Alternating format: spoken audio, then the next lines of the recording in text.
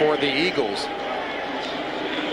Number 34, Herschel Walker, standing at the goal line. A bit of a surprise there. Herschel's on the near side. And there is Vi Sekahima on the far side. Fifth meeting between these two squads. The Eagles lead it 3-1. Sekahima from the goal line. A flag on the play as Sekahima with an excellent return. Still on his feet. A foot race. And Sekahima run out of bounds at the 32 of Seattle by Patrick Hunter, but there's a flag way back at the 11. James, this is going to be about a 60-yard penalty.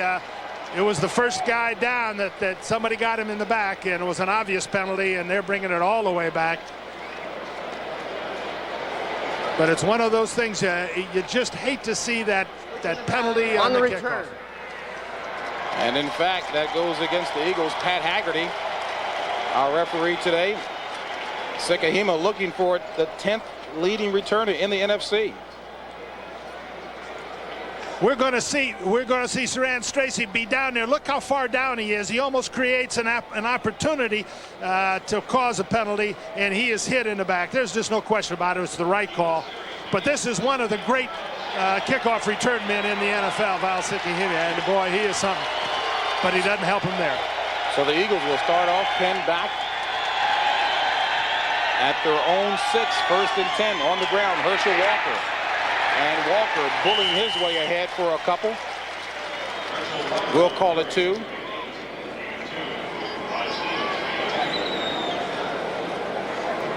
Randall Cunningham looking like the Cunningham of old last week. 121 yards on the ground. And the offensive line intact this week. And getting better each game. This group is playing to a high level right now. Keith Sherman certainly has been a pleasant surprise on the ground. Yes, and has contributed to them both running and pass receiving. Eagles credited with a gain of 3, brings up a 2nd and 7. Williams in motion. On the ground again. And Heath Sherman tripped up a gain of only 1 on the play. And the Seattle defense trying to do the job, and the defense really has done the job. That man specifically, a candidate for AFC Defensive Player of the Year, and he is the anchor on that defensive line. And it's a good defensive line that's got experience and a great player in Kennedy. Not many big names in the linebacking core, but a pretty effective one. Rod Stevens, Rufus Porter, Joe Kane, and a secondary you like. They play very well together. They're well coached, and they do an outstanding job. 3rd and 6.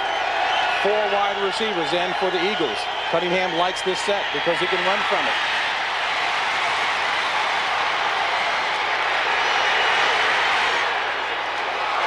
Throws at the intended receiver was Sekahima. Incomplete. Rufus Porter doing the job of flushing Randall out of the pocket.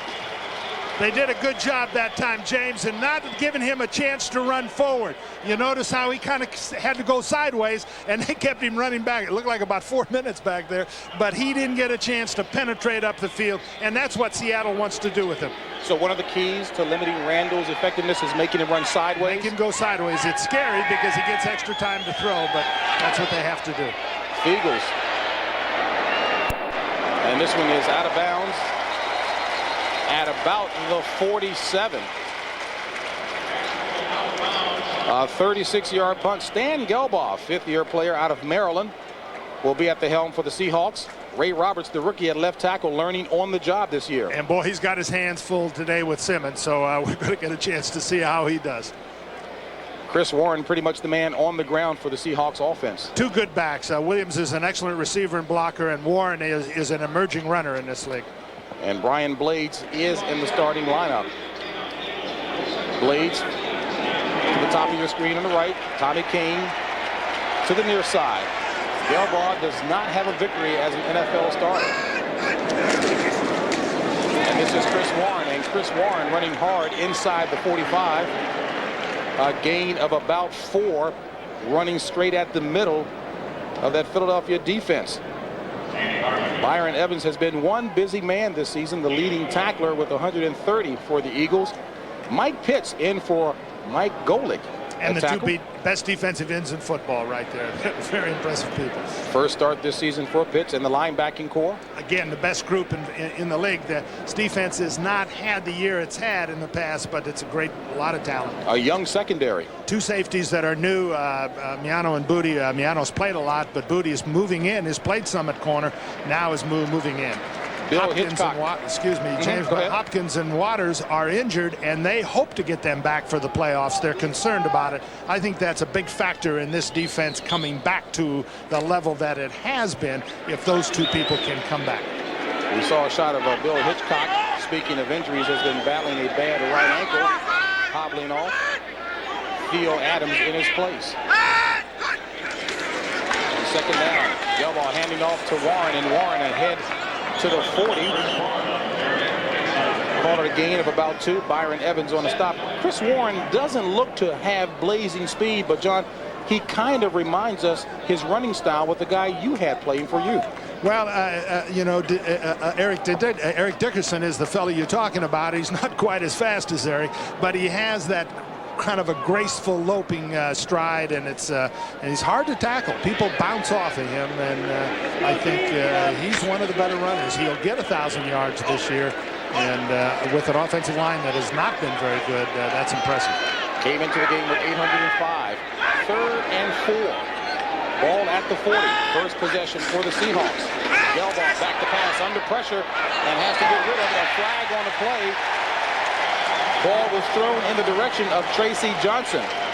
Well, that was a good job by Gelbaugh. He had the blitz coming, and they didn't pick everybody up, but he got rid of the ball. And there are actually 2 flags on the field, John. One in the backfield and the other out in the direction where Tracy Johnson. Joyner was the man that's called. Personal foul. Roughing the passer. There's a defense. 15-yard penalty will be enforced. We also had defensive pass interference, which is declined. Number 56. We're going to get a look at the roughing. We've got an unblocked man just coming all the way at him. He throws the football. Not a real rough, but it hit him in the face. That's the big issue. Gelbaugh does a good job of getting it off. You know, that's not that big a penalty. Byron Evans didn't do bodily damage to him, but the officials have to call a blow to the face. They can't make a judgment on how hard the blow was, but it was going to be a first down one way or the other. And I'm sure Seth Joyner feels the same as well. Not that much damage done, if any at all. Net effect, 1st and 10 for the Seahawks. Ball at the 25 of the Eagles. Blades in motion. Gelbaugh back to pass. Has to get rid of it quickly. And it's caught. Ryan Blades with a nice haul in. A 4-yard pass play. And John, we expect to see a lot of that quick passing action on the part of Gelbaugh out of necessity. Yes, he's got to get rid of it fast. Here we get a look at Blades in motion. He's going to go in the flat. Reggie White was playing on the center, and he was right into the guy's face. Booty almost makes the interception, but that ball was thrown quickly and well, and that, as you say, James, is what he has to do to survive and also to be effective. Out of the I formation, Chris Warren, the tailback. On second down, Warren. Not much doing for Warren. Maybe a yard, and you heard me call the name Tracy Johnson a couple plays back, and that's because John L. Williams went to the sidelines, taken to the locker room. We don't know exactly what the problem is. We will get a report from the field. So in the meantime, Tracy Johnson, 4th-year player out of Clemson, in the lineup for the Seahawks. And preliminary report indicates a finger injury to John L. Williams, and that doesn't sound like that will keep him out. Well, they're probably taking him in X-ray to see if it's a compound fracture or something like that. That would be dangerous. If it's not, we'll see him again. 3rd and 5. Ball at the 21 of Philadelphia. 10:39 left in the first quarter of play. No score. Gelbaugh, 5-step drop. Low and in front of Tommy Kane. Well, he had to put that out there. You know, it wasn't that bad a pass, James, because the guy was kind of covered. And when you're throwing in the flat, you don't get a lot of room for error there. And he put it out in front. He's at least going to come away with a chance at a field goal. Now, it's been a little iffy field goals for the Seahawks this year. And that's, you know, something Casey has not been very good, but he's in close and he's at home, and he can get the Seahawks off to a great start with a good kick here. This will be a 39-yarder for John Casey. It's up. And it's good. So the Seahawks on the scoreboard first as Tom Flores applauds the effort. 3-0 Seahawks. Using the cheer here in the Seattle Kingdome. Seahawks on top by the score of 3-0 as we take a look at some other scores from around the league. Final scores. San Francisco now with a New Orleans loss can clinch the NFC West. Yeah, and they're a great road team. They have done better than any team in the NFL over the last decade on the road, and they win another. And Chicago with the big victory as Mike Singletary, last game in Chicago. Big boost there. And a boot here. From the 1 by Sikahema. And Sikahema with another excellent return. Boy, this guy is awfully dangerous. Sikahema returning up to about the 35 and tackled by the kicker, John Casey. He has been a big factor. You know, it's his third team now in the league, and he's been a factor in every team he goes to. I don't know why people continue to put him on plan B, because he is an important player in this league, and there's just something about him. He's not real fast, but it's hard to catch him once he gets by you, and it's hard to tackle him when he's in front of you. And it's obvious what kind of spark he can provide a team. Definitely. Look where they are now. They're on the 35, a chance to really get their offense going. 1st and 10 for the Eagles. Ball at their own 35. 3 wide receivers. Cunningham, a little flail. And Sherman with a 5-yard pickup on that pass play will bring up a 2nd and 5. Eugene Robinson on the tackle. Pete Sherman really has made a lot of the opportunity given by him. And interestingly, at least Richie Kotite was saying Keith Byers came to him and said, hey, coach, you got to keep this guy in the game. Well, there's no question. Byers playing tight end gets them both in the game. Byers doesn't give them the kind of blocking a tight end that they would like, but he's an up-the-field receiver, and Sherman can both run, block, and catch the ball. Really balances out their offense. 9:40 left in the first quarter play. Eagles trailing by a field goal on 2nd and 5. Herschel Walker was wrapped up in the backfield by Cortez Kennedy, but a powerful man as he dragged a powerful man with him for at least a yard. That's saying something. It looked like he lined up in the backfield, didn't he? Look how, watch Cortez Kennedy as we get an end zone return. He's on our camera's right side. Watch him come up the field. Boom. Now he's into the backfield. Look at the penetration he makes. He almost gets the handoff. He'd have a 4-yard average per carry if they could let him have the ball back there. He is something. I'll tell you, Reggie White and Cortez Kennedy are worth the price of admission just to watch those two guys. 3rd and 5. 4 wideouts. Trips right for the Eagles. Flag on the play. Cunningham flushed out by Tua Tagovailoa. And Cunningham looks like he may have had enough for the first down. We'll see where they mark it. And indeed, it looks like Randall scrambled for the first down. Michael Sinclair might be the guy called for offside. He was offside, but they'll decline the penalty and go with Randall's run. You know, it always has amazed me the speed of Randall Cunningham. He's one of those long striders. Offside, defense declined, first down.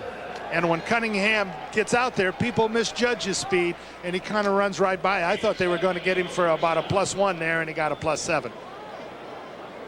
Richie Kotite saying that he was awfully glad to see Randall back. Actually encouraged Randall to run more last week. Yeah, and you know, it's scary because you don't want to lose your player running, but for Randall, he's got to play free and loose, and when he is, he's as exciting as they come. 1st and 10 from the 47. Herschel Walker. Nice, strong run by Herschel Walker across midfield. A 5-yard run by Herschel.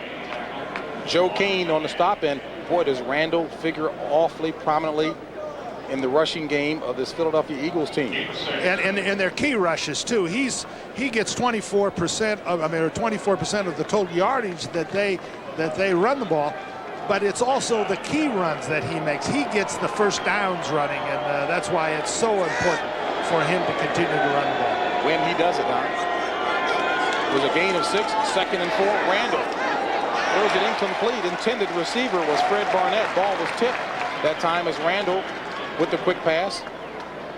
He has really got a gun. He takes a bit of a wind-up throwing the football, but he can throw a fastball as well as anybody in this league. And interestingly, so many people, I guess scouts, critics coming into the league said that wind-up might have prevented him from being the kind of quarterback that he's turned out to be. Well, none of those guys will admit that. there was legions of those guys then, but now they say, no, what me? I didn't say that. I knew what a great runner he was. 3rd and 4, 7:48 left in the first quarter of play. 4 wide receivers out of the shotgun. Randall to Sukahima, and Sukahima first down and a lot more.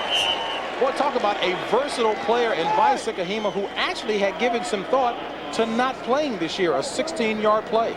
Well, I don't know how much thought he gave to it, but you see him coming motion here. They fake the draw play to Byers. Then they're getting a little screen. You can see Davis come out in front of him just to block the linebacker. Now there's enough room for Sukahima to get up the field, gets a first down, keeps the drive going. Those plays that you make on 3rd and 5, now that's good coaching there. I think they had that play worked on all week, came with it the first time they got 3rd and 5. They got an important first down. At the 31 of Seattle, 1st and 10, Eagles.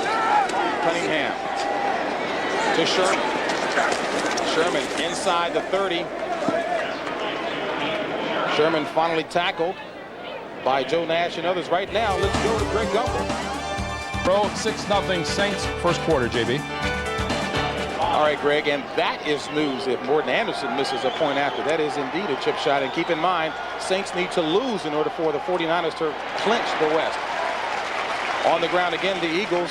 Heath Sherman, a gain of 2 on the play. Joe Nash again on the stop as you take a look at Rod Stevens, who also assisted on that. Philadelphia's running game has to be inside the tight end. Keith Byers has done a great job for them, but he can't block an outside linebacker or an outside defensive end and run the ball wide behind him. So they try to run the football down the middle, and that's good because Herschel Walker's best runs are straight at people, keeping his shoulders parallel to the line. 3rd and 3 for the Eagles at the 24 of Seattle. 6:09 left in the first. Eagles down by a field goal. Incomplete intended receiver by Sukahima, and again the ball tipped. The Seattle defense has been one of the best in the league. They've gotten very little help from their offense, but they play together so well. Tom Catlin, their defensive coordinator, I think is one of the best in the league, and he has been for a long time. They do not give you a lot of easy things. Roger Ruzick comes on to attempt a 41-yard field goal. Season long of 50.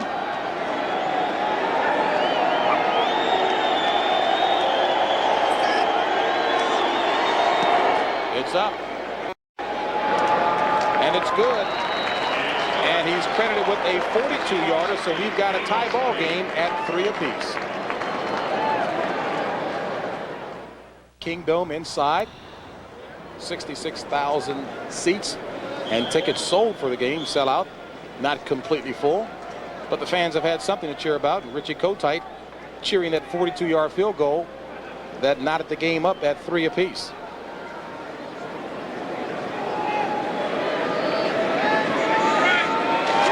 And Ruzick gets a decent foot in it.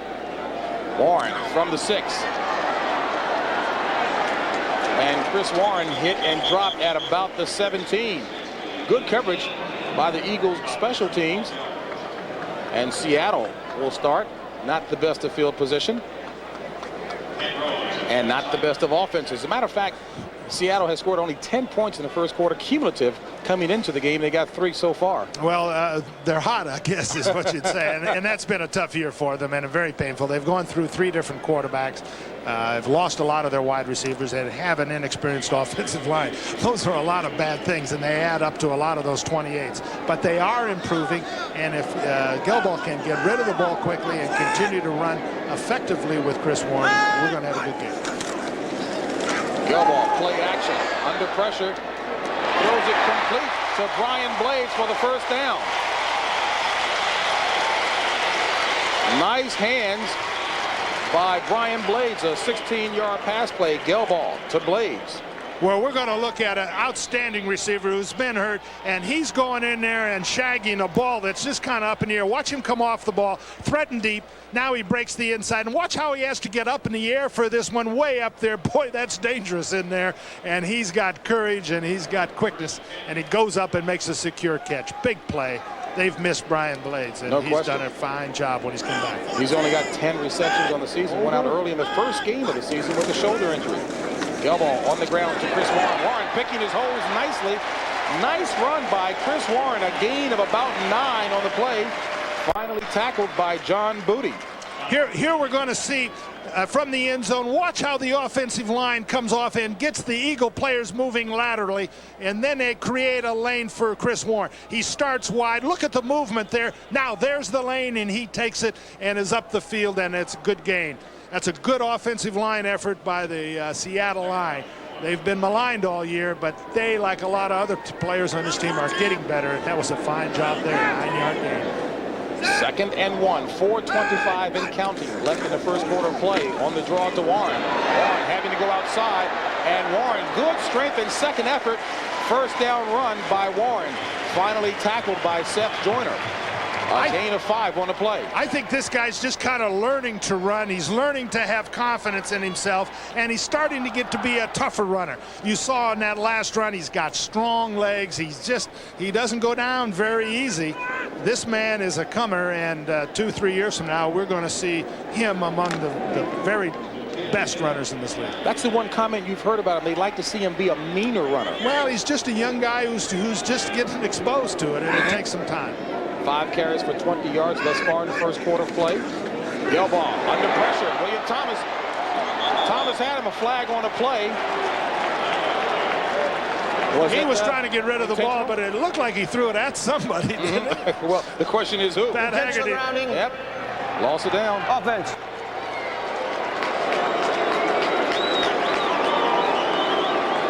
And Gelbaugh mentioned to us yesterday, John, that he was in fact going to try to keep Philadelphia from getting into a rhythm as far as sacks are concerned. Well, here we're going to see the fast pass rush. Watch Joyner coming off the outside. And here we come down the middle there, and they don't block him in their penetration at him. He's got him coming from all over. Now, I think he does a nice job of getting rid of that ball. I thought he was throwing it to somebody. I don't know who exactly, but Pat Haggerty, who's I think one of the very best officials in this league, one of the very best men in this league, saw it right away and called it.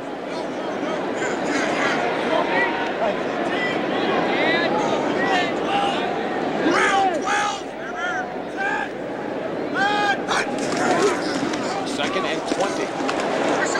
And Warren. Not much doing. Go ahead. Excuse me, James. Bud Carson told us early in the week that they had decided that they needed to come in the first quarter more. Because of the new players in the secondary, a certain amount of insecurity, he felt like in the past few weeks, he's needed to kind of ease into the game. But he was determined to put pressure on the opponent right away. Bud Carson has done a fabulous job for this team, as he has throughout his career. He's one of the best game day coaches, defensive coaches that I know of. And he is putting pressure on Seattle right away. You know, he's got a good concern when you think about it. Not the same Philadelphia defense as last year, and for more than the obvious reasons of the absence of Jerome Brown. 3rd and 18. Gelbaugh. Incomplete. Intended receiver was Chris Warren. So Philadelphia disrupting things. And again, I was mentioning Gelbaugh did not want to see Philadelphia get into a defensive flow and rhythm. Yeah, you know, you can't take the big sack. You can't have the big error. Now, they made about 20 yards on that drive, and they get to punt the ball down inside the opponent's 20. So that's not bad, and they don't make the big error. The big problem against a great defense is making that big error that changes the field position and changes the game. Here's a guy who's been most active, Rick Tootin, who's actually punted for more yardage than the Seahawks offense has accrued this season. And a nice punt indeed. Back to the 9, Sikahema. Sikahema can certainly make it look exciting. A 51-yard punt by Tootin and 8-yard return. Phillies ball when we come back. By Washington will be at New Orleans, Philadelphia at Minnesota. Well, Philadelphia's going to be on the road, it looks like, if they make it. Flags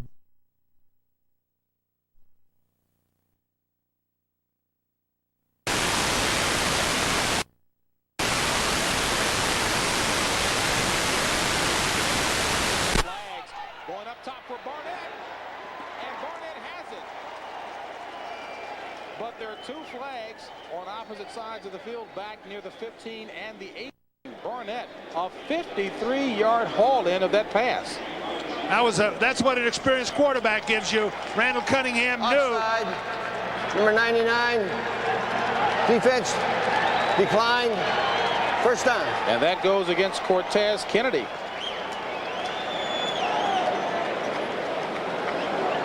Here we're going to get a look at Barnett over here on the outside. Watch his speed as he goes by Harper, the cornerback here. Randall Cunningham knows that he's got an offside penalty, so he can go deep.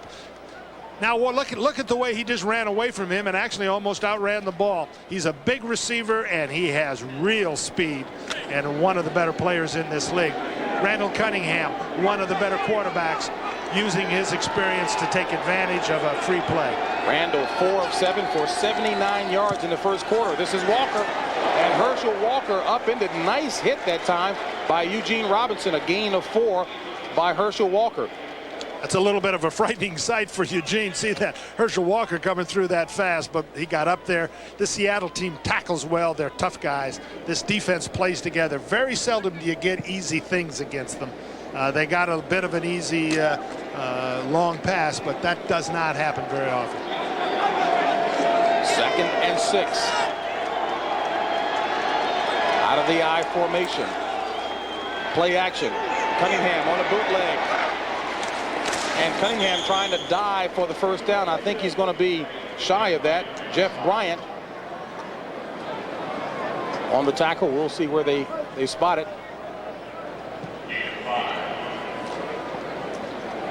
And it looks to have been a gain of 5, which would bring up a 3rd and 1, Coach. That Cunningham, he's a cute guy. He looked like he was going to sit down, and then at the last second he makes that lunge forward and gets an extra 3 or 4 yards. I love that coaching terminology. Now, you said it looks like he was going to sit down, meaning? Meaning that he was just going to stop the run and not try to get the extra yards, which most quarterbacks do.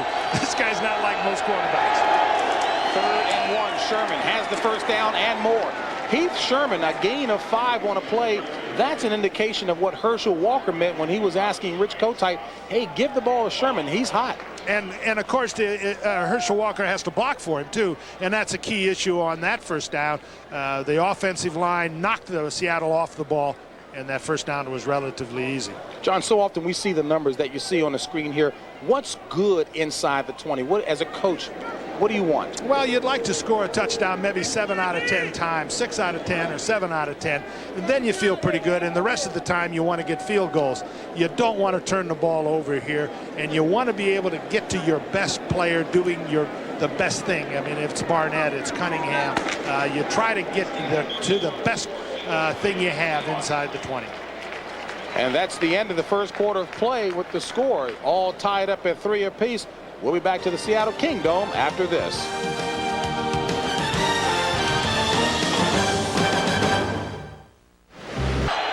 Right now, getting started here, Philadelphia. 1st and 10. Sherman. And Sherman taking it down to about the 12, a gain of 4. And in midstream, I was mentioning the NFL today at 12:30 next week. And boy, some big games next weekend. Washington at Philadelphia, or you will see Minnesota at Pittsburgh. Nice games on tap for next weekend. Yeah, the Washington, Philadelphia, both those teams head-to-head in the playoff.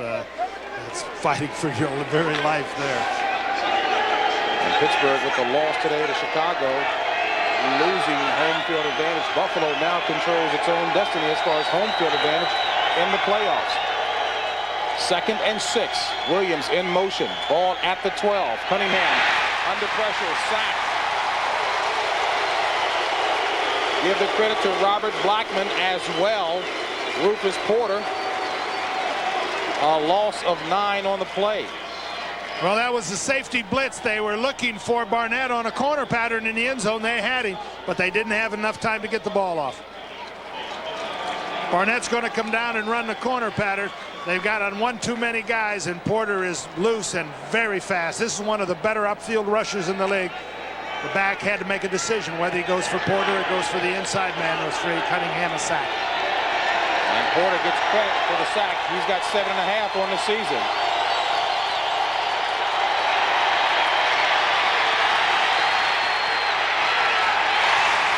A flag on the play as Cunningham was roped out of bounds by Raphael Robinson.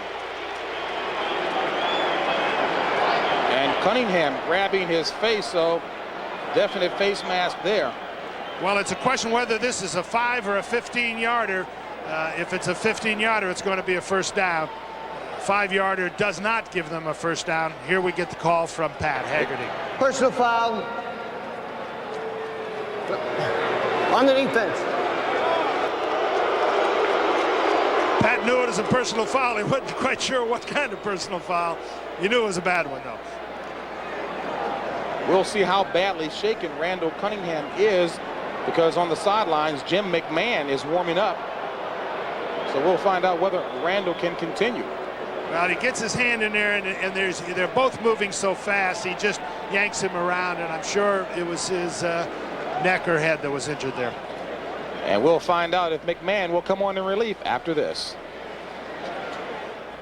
On the sidelines there, out of action for at least this play. Jim McMahon on in relief.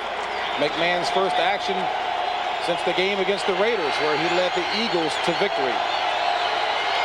First and goal at the 10.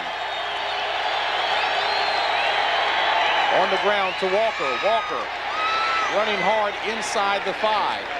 Herschel Walker using those powerful legs to drive forward. And a good job by the offensive line of Philadelphia. Well, Jim McMahon did a nice job just getting the ball snapped and handed back to Walker. There was a lot of noise and a new quarterback, a different starting count, high percentage of error there, but he did a nice job. That's his work for the day. Cunningham is back. It looked like he had a cut over his left eye, which they probably put a bandage on, and he's okay and ready to go. Cunningham back in, second and goal, ball at the 4. Second quarter action, all tied at 3 apiece. In the end zone, we'll await the call.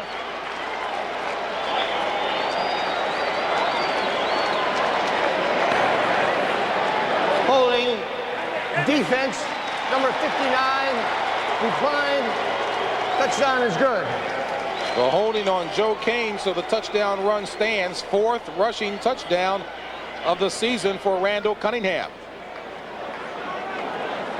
Cunningham is going to fake the ball to Walker. He sticks that ball out and now pulls it back. His speed is such that once he gets a step on you, now there's nobody that can get up in the air and fly gracefully into the end zone any better than that man. Roger Ruzek on for the point after.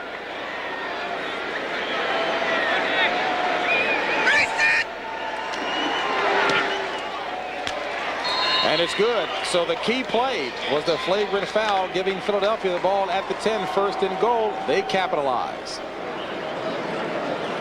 A lot of things to be determined here. San Francisco obviously in, as well as Dallas and New Orleans. Minnesota needs a win or Green Bay loss. Minnesota lost to San Francisco. Philadelphia and Washington both control their own destiny. Green Bay on the outside looking in need an awful lot of help. But Green Bay has played well this season. And they're coming on, and you know, everybody, when you get this close, the key is your own football team and how you can continue to improve in this area. In the AFC, it's a lot more confusing, but the San Diego Chargers clearly are the team that is coming on really fast. Out of bounds, so the ball will be spotted at the 25. All right, and John, you know, I got to go back to something you mentioned earlier on in the season when San Diego, I believe, was either 0-4 or maybe 1-4, that you thought this was a team that was absolutely going to come on strong. What gave you that confidence? Just a wild guess. I'm being honest about it. They have accumulated talent there, and they have played great defense. Anytime you have a team that plays defense and has an offensive line, then everybody else has a chance to come on, and San Diego clearly is coming on. They've got a good schedule. They've got that 5th place schedule from last year, and that has really helped them. And I think I'm going to need my glasses. Of course, the ball is at the 35 for the Seahawks. 12:37 left in the first half of play. Eagles on top 10-3. First and 10 for the Seahawks. Gelbaugh, quick drop, completion to Tommy Kane. And an 8-yard pass play will bring up a 2nd and 2. Cunningham still dabbling on that scratch above the left eye there. He got poked in the eye, you know, and that's tough, but he came right back and did one of his dives. This man playing the way he's played the last couple of weeks and is playing in this game is as potent an offensive football player as there is in this league. Nothing doing on that. Excellent defensive reaction on the part of Philadelphia. No gain on the play. That was Clyde Simmons, who generally doesn't stunt down inside. That time he came inside and came free. The defensive ends like to get up that field and don't like those inside slanting type stunts, but that time it paid off for them. They're trying to find ways to get help in that middle run. You can see Seattle's strategy is to throw the ball quickly and run down the middle, and that time it didn't work for him. Simmons, the NFL sack leader.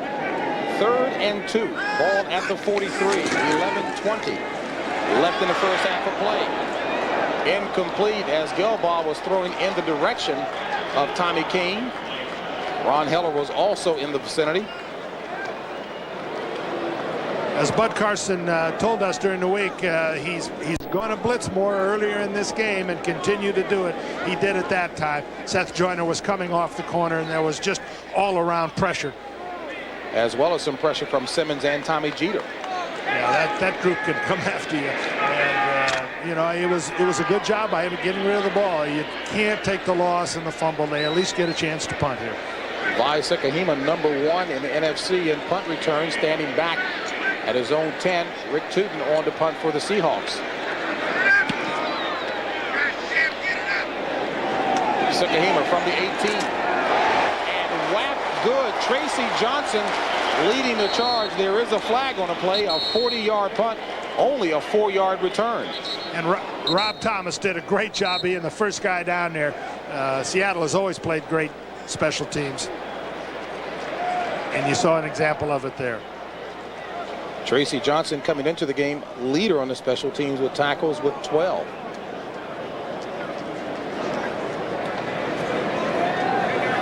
Push in the back, number 50 on the return. So it will be 10 yards further back when we come back to the Seattle Kingdom. Eagles on top by 7. 09 left in the first half of play here at the Seattle Kingdom. Philadelphia on top 10-3. A 53-yard pass from Randall Cunningham to Fred Barnett. A very key play and flagrant penalty called. Personal foul on Raphael Robinson. Randall Cunningham leaps over a 4-yard touchdown run, and the Eagles are on top 10-3. 1st and 10 from their own 12. Walker and Herschel Walker showing that power as he takes it up to about the 15, a gain of 3. John, you had talked about recruiting Herschel Walker in high school. Well, I mean, I guess an obvious question, but what did you like most about him? Oh, the kind of man. Obviously, he's a great athlete, but he's an excellent human being and has been that throughout his career. And he is just one of the, I think, the keys to this football team progressing through the playoffs. He goes out and he knocks Byers. He's going to tell Byers, get out of the way. That's my lane. If you're not going to block him, you got to get out of the way. He is running very hard, and I think is a very solid football player for this team. 2nd and 7 from the 15. Complete to Barnett, and Barnett hit quickly, a little shy. We'll see where the spot is, but it looks to be a little shy by inches of the first down marker. And now for an NFL Today report, let's swing it back to New York and Greg Gumbel. Play in the first half, James. All right, Greg, it was kind of interesting to me that Washington was even favored in this game. Dallas had won 3 out of the last 4 in RFK. Dallas comes with so many weapons, and now they're leading it. Well, a very favorable spot here, and the Eagles get the first down. Rich Kotite, very pleased. And you know what? I know Kotite is thinking about, I wish I had gotten that kind of favorable spot back in San Francisco. Yeah, and he's not going to say, hey, that makes up for it. No way. No way. That one cost him the game, or at least a chance to win the football game. This is just a first down. 9:54 and counting left in the first half of play. 1st and 10, Eagles from their own 22. Sherman. And Sherman, good, hard running across the 25. We'll call it a gain of 3 by Heath Sherman. Well, this is getting to be a two-back combination. Most teams, have a blocker and a runner, and the blocker gets the ball about once a month, but they're balancing this out. And the key issue here is Herschel Walker is becoming a really fine blocker. That time he took Porter, the outside linebacker, out of the play, gave Sherman a chance to make a few yards. That balance, 2 runners in the backfield, is an important factor for Philadelphia, and they are using them, both of them, very well.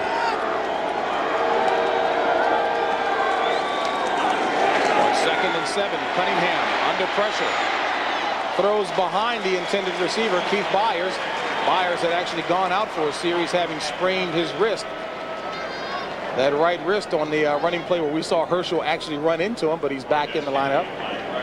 Well, that time they were trying to hit Herschel Walker on a one-man screen, swing Herschel out there and have a one lineman out in front of him, but Porter covered him right away, and there was no place to go with the football.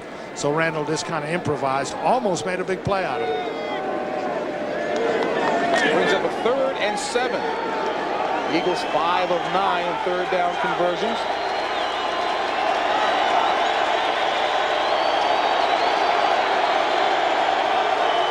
Cunningham out of the shotgun. Safety blitz.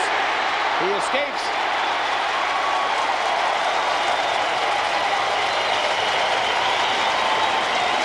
Robert Blackman with the blitz.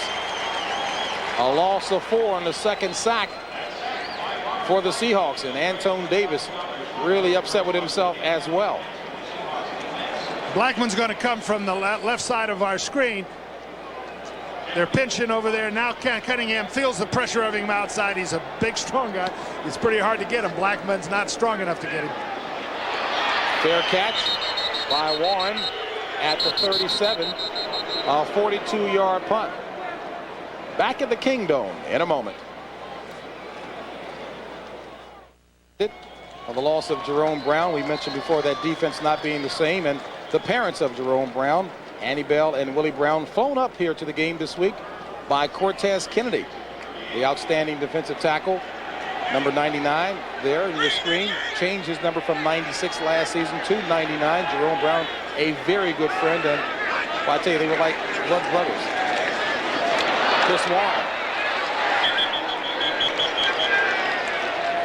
Cortez Kennedy, we talked about how close the relationship was between he and Jerome Brown. Did not want to talk about Jerome Brown the week of the game. Agreed to talk with us and the rest of the media 2 weeks ago. He said it would just be too emotional for him to talk about it.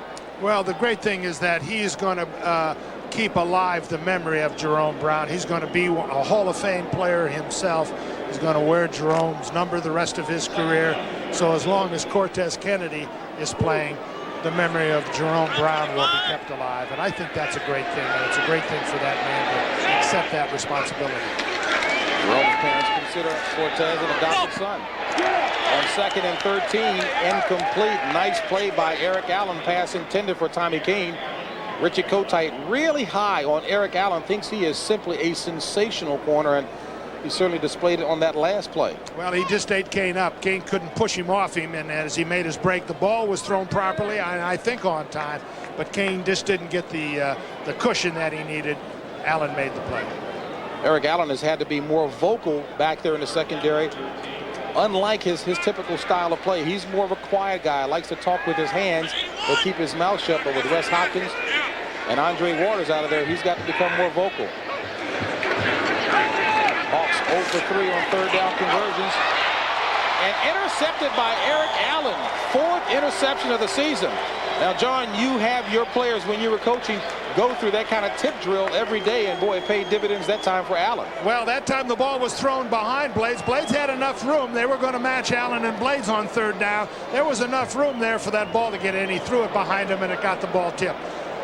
Here we go. Watch the tremendous pressure up in Gelbaugh's face. Reggie White is pushing people. Well, look at the ball. It's behind, way behind. Now we got a volleyball there. Eric Allen gets the play. The Philadelphia football team has done a great job over the years of making plays on those kind of balls. They bat the ball around, they knock it up, then they go over and put on a white hat. That's how I got an interception. Eric Allen, the Pro Bowler, picking up his 4th interception of the season. Leading by example in the secondary. 7:45 left in the first half of play. Eagles on top, 10-3 on first down. Cortez Kennedy. Sack number 11.5 of the season.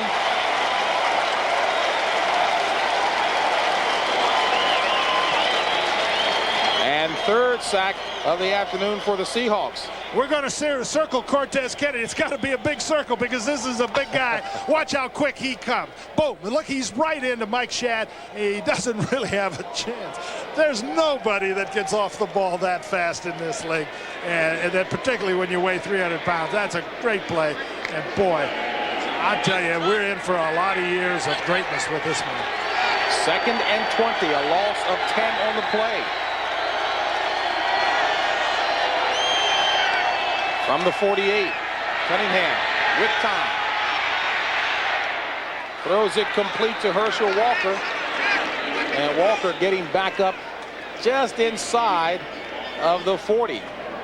Regaining 9 on the play will bring up a 3rd and 11. Let's take another look at Cortez. Here again, the big circle for this guy. And they got an inside stud. Watch Cortez stud back around Joe Nash. Somebody's trying to cut him. He's knocked down. Gets that weight up again. Comes at Randall. Randall says, not twice in a row. I'm throwing this thing. That is one agile big guy, John. Yeah, he is a great kid, and I think just wonderful for this team and this town. We're looking at greatness. 3rd and 11. Cunningham drills it. No flag on the play. Blackman was there. Williams had it for a half a second. But Philly will have to punt it away as Jeff Fiegels comes on. A big play in the game was Cortez's a sack because they gave up the interception. They have Philadelphia has a tremendous opportunity to get points. Cortez Kennedy makes that big sack right away. Boom, now they're going to get the football back. And no points, and that's just what a great player does for you. Fair catch by Warren. Nice pooch punt by Fiegels. And the Seahawks will start from about their own 10. Oh, look. Delaware. And that sets the stage for a rematch next Saturday. CBS Sports kicks off at noon Eastern with the Division I AA Championship as Marshall plays Youngstown State. And Coach Robinson, I know you're excited about the college game. You'll be there calling that action. Some good talent coming from the Division I AA ranks. And some great emotion. You know, it's a playoff. Everybody talks about a playoff game for the Division I. Here we get a chance to see it in this level, and it's going to be a very exciting weekend for me. Seahawks from their own 11, play action. Gelbaugh looking upfield, looking for Doug Thomas. Overthrows him just a bit. And there is a flag on the play at about the 47. Tom Flores told us that Thomas had great speed, and he really felt like this was a developing young receiver. His hands aren't where he'd like him to be yet, but he's got that blazing speed, and that time, boy, he went right by the corner. The corner had no choice but to grab him. Defensive pass interference, number 38, first down. I was just about to mention Rich Miano was there in the territory as well. As you take a look at Tom Flores. Here we're going to get a look at it. Watch him come off the ball and watch the speed. Now the corner's sitting on the, now he's going to run right by the safety man. Miano saying, oh, look out. And you saw him blaze by him and reached out and grabbed him, and probably should have tackled him just to make sure. 1st and 10 from the 46. Flag on the play.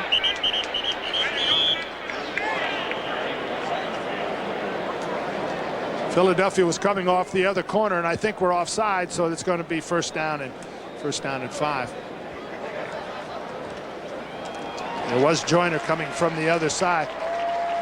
Notice, James, now the Philadelphia defense is pressuring. Offside, defense, number 59, Still first down. They are pressuring Seattle as much as they can, but they really haven't upset Seattle too much. The one interception, the ball that was thrown by, but Seattle's done enough things. You know, this doesn't look like the 28th offense in the league, and I think Tom Flores made a point of that this group is improving. They're getting some sense of rhythm, and they are able to compete pretty well at this point.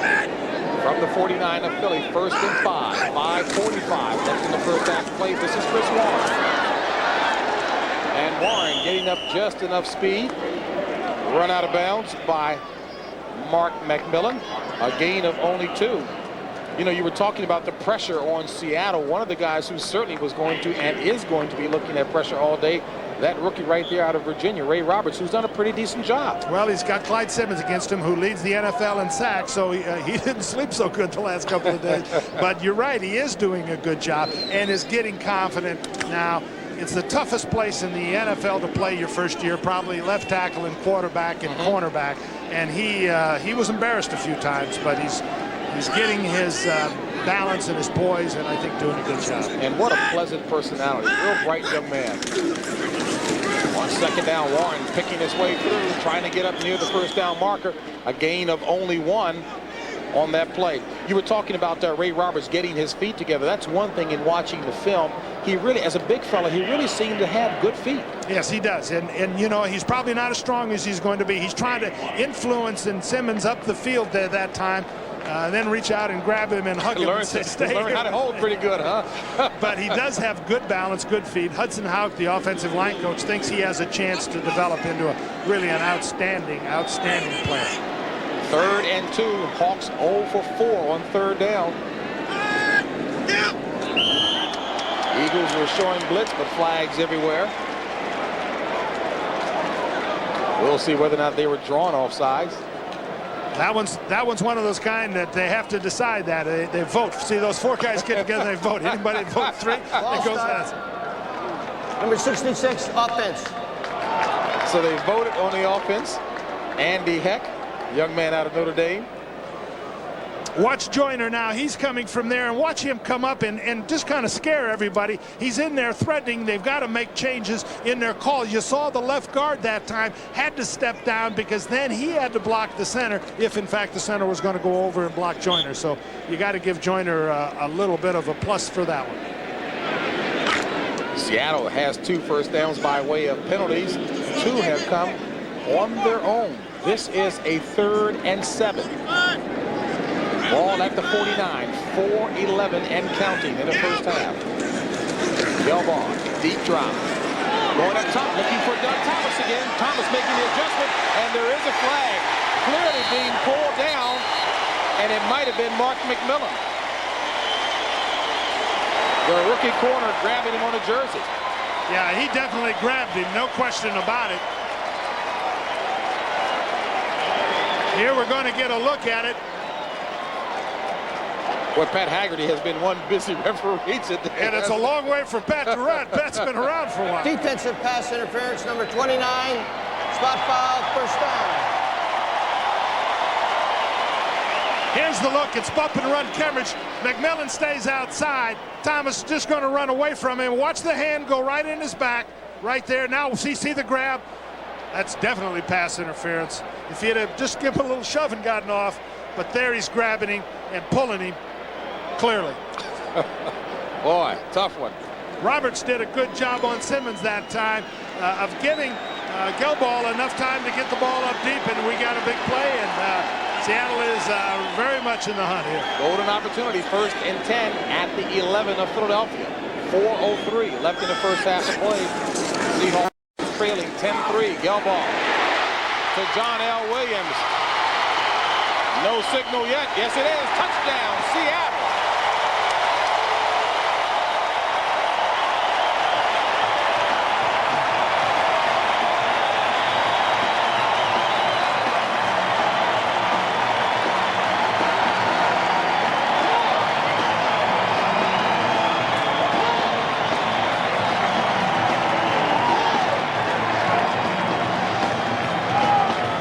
Well, it was an excellent fake by Gelbaugh.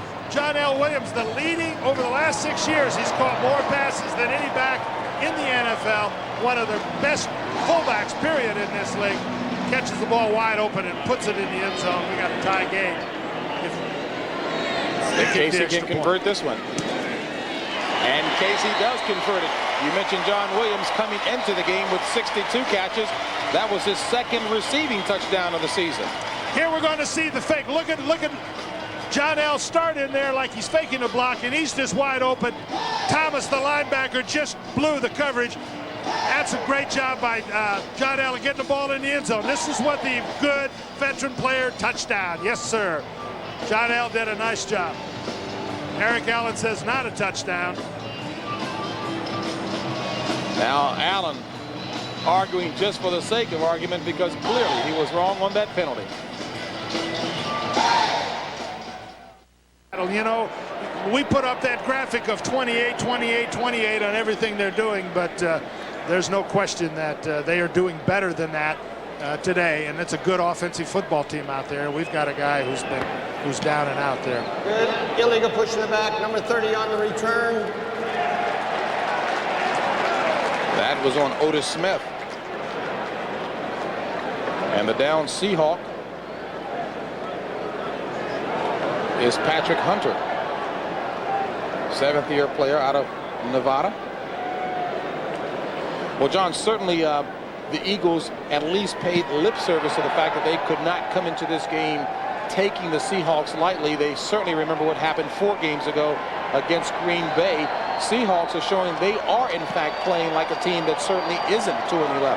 No, and there's no way. You know, we got that feeling Friday going out to their practice. You walk into their practice and you would say, hey, this club is 11-2 just as easily as 2-11. They're very businesslike, and they have, I think, done a great job.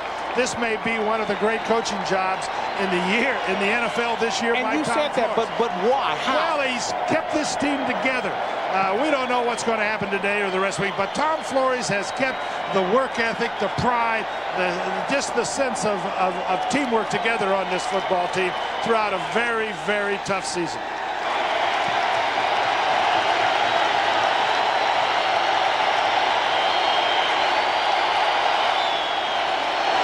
Walker.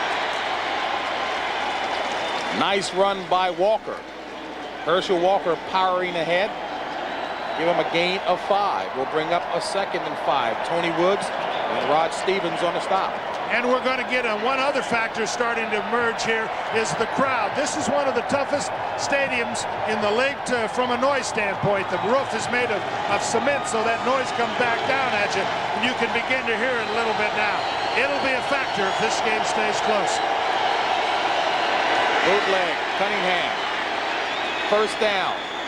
Randall Cunningham does so well. You know, John, I hear so much talk about, hey, you can confuse Randall Cunningham with the zones. You can do this. Maybe he has trouble reading that. I think the best expression came from Tom Catlin when he was talking about Randall. Well, I think, you know, Randall's got his confidence back. You know, quarterbacks go up and down. You make too much of it when a guy is having trouble. Randall Cunningham is a dynamic football player, and when he's doing the things that he does, like we just saw, the bootleg, look at the rushes, the 6.2 yards per carry. If he were running back, that'd put him in the Hall of Fame right there. 1st and 10.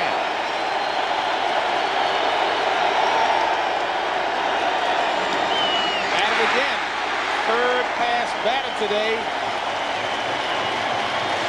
by the Seattle defense. You know, one of the things noise does to you, it makes you jittery, and it tends to get you upset. You see how Barnett was frustrated that time that the ball was batted in here. There's something about noise in a stadium. You know, you say you can't hear the starting count or you can't hear this or that, but it also has a way of making you jittery. And guess who got a hand on that one? Cortez Kennedy. 6th defensive back. 2nd and 10.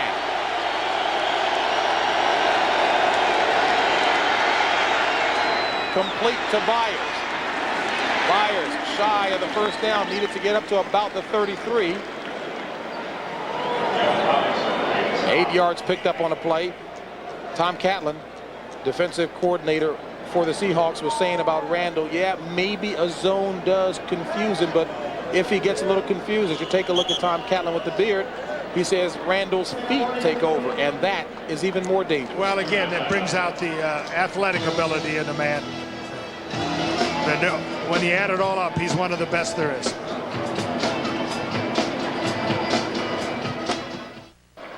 Taking a look at his Eagles in a 3rd and 2 situation. Eagles need to get up to the 33. Tom Flores hoping that his defense can do the job. Wouldn't be surprised if Tom Catlin blitzed here on 3rd down and trying to force Cunningham to throw the ball quickly. You see him up there lining up like they're going to blitz.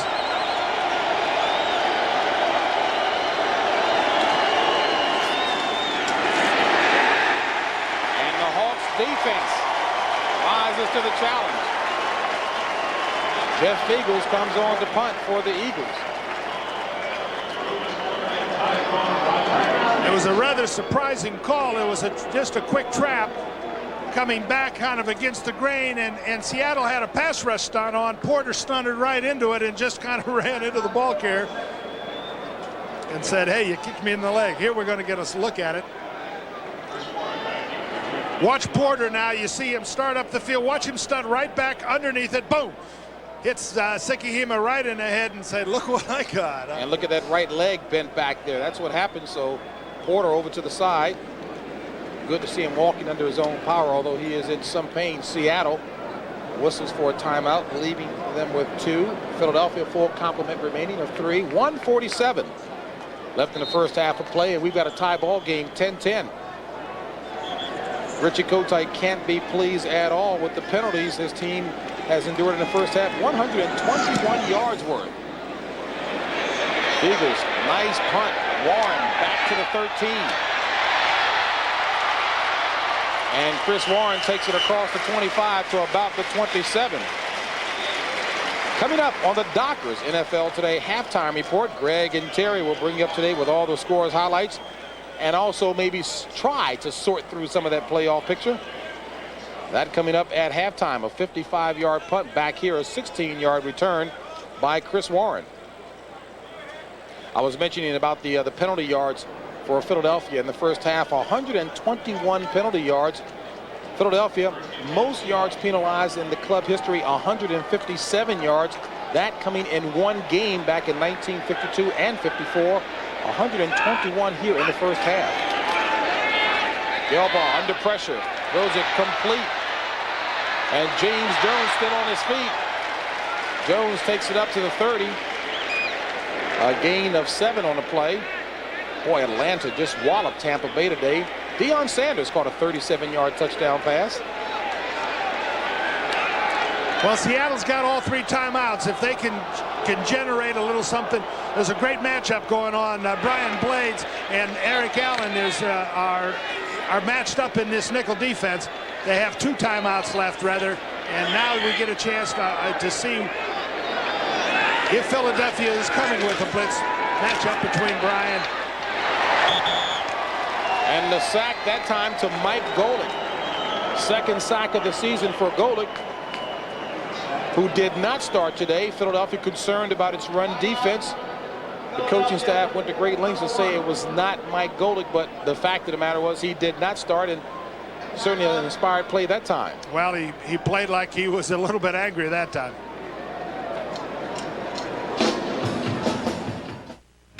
Timeouts remaining as we take a look at Tom Flores. The one thing he did indicate to us, John, he's never had a problem with the guys' effort throughout the season. No, they have stayed with him, and he has done a great job. There's no man in the NFL that I respect more than Tom Flores, and it's hard probably for people to believe, but he's done a great job this year. Less than a minute to play, and Reggie White comes through and picks up a sack on the ball game. 10.5 on the season for Reggie White. Makes it 120.5 for his career. And Philadelphia calls another timeout. The Eagles have 1 remaining. Here we get a look at Reggie White right on the center. They're trying to do this, so he's just got 1 man to block him. Notice there's somebody on the guards, and he just has Toffelmeyer on him, and he doesn't stay on him very long. That's the proper use of a great player to give him a chance to do his thing. It's a mismatch. They take advantage of it in a big sack. It was a time when Seattle could have probably been better served if they had run a draw play, not to take the big loss. Now they've lost field position. There's still 46 seconds. Philadelphia's going to have a chance to get out and get some points. The only man in the NFL and in NFL history with more sacks in games played, and you see where Reggie came into the ball game with 119.5 trailing only Lawrence Taylor. He'll get that before it's over.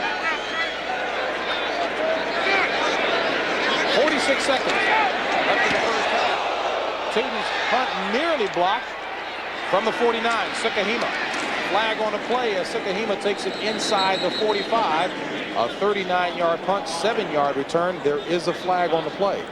Well, Rich Kotite has to be furious. This penalty may very well take points away from Philadelphia. They have a chance to have great field position here. They're going to lose an additional 10 yards. That's when you'd like to run out on the field and tell the guy that got the penalty. Illegal use in the hands in the back, number 33 on the.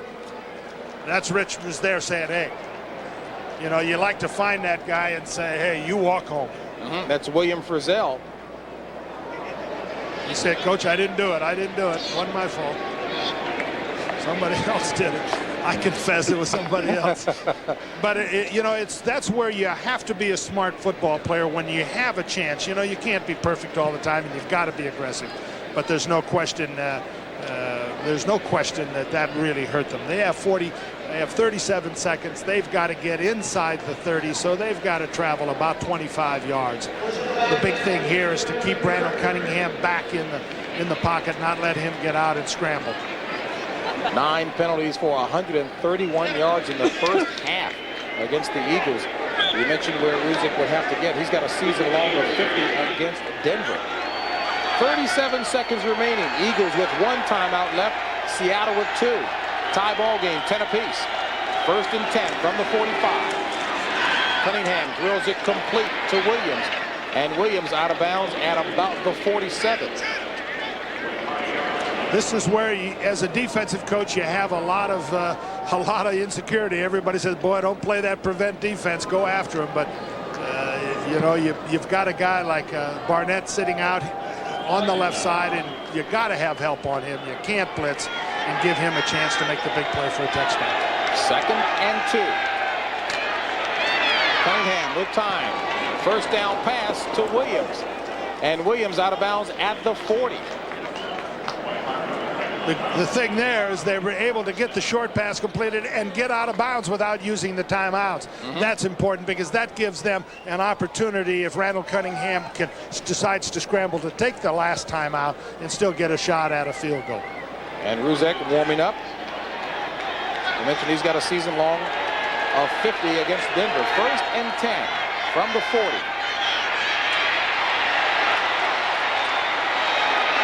And Cunningham runs it out of bounds and chased out of bounds by Robert Blackman. 21 seconds remaining. A pickup of only 2. That time Cunningham, if he'd have cut back up the field, he might have gotten that ball down inside the 30 and would have had to take the last time out, but at least got them in field position, in field goal area. They're still about 5 to 7 yards away from it. So with 21 seconds left, 1 timeout left, they've got to get at least 1 more completion, and I'm sure that's what they're thinking.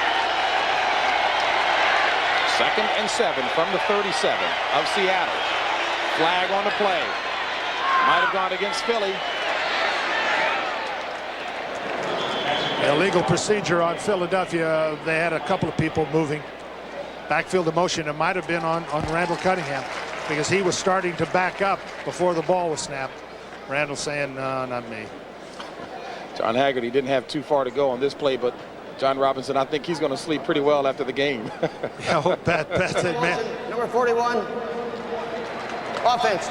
5-yard penalty. It was Byers that actually got the penalty on him. You were starting to mention about Pat Haggerty? Well, Pat's, the penalty is okay, but when you have those penalties way down the field, the guy's got to run about 40 yards. And Pat said, man, I've been doing this for 25 or 30 years here now. Give me a break. I always liked Pat because Pat had a way about him that made you believe that the game was the issue and that he was there just to make the game better. 2nd and 12. Intercepted. A 4th pass batted down. This one caught by Natu Tuatagaloa.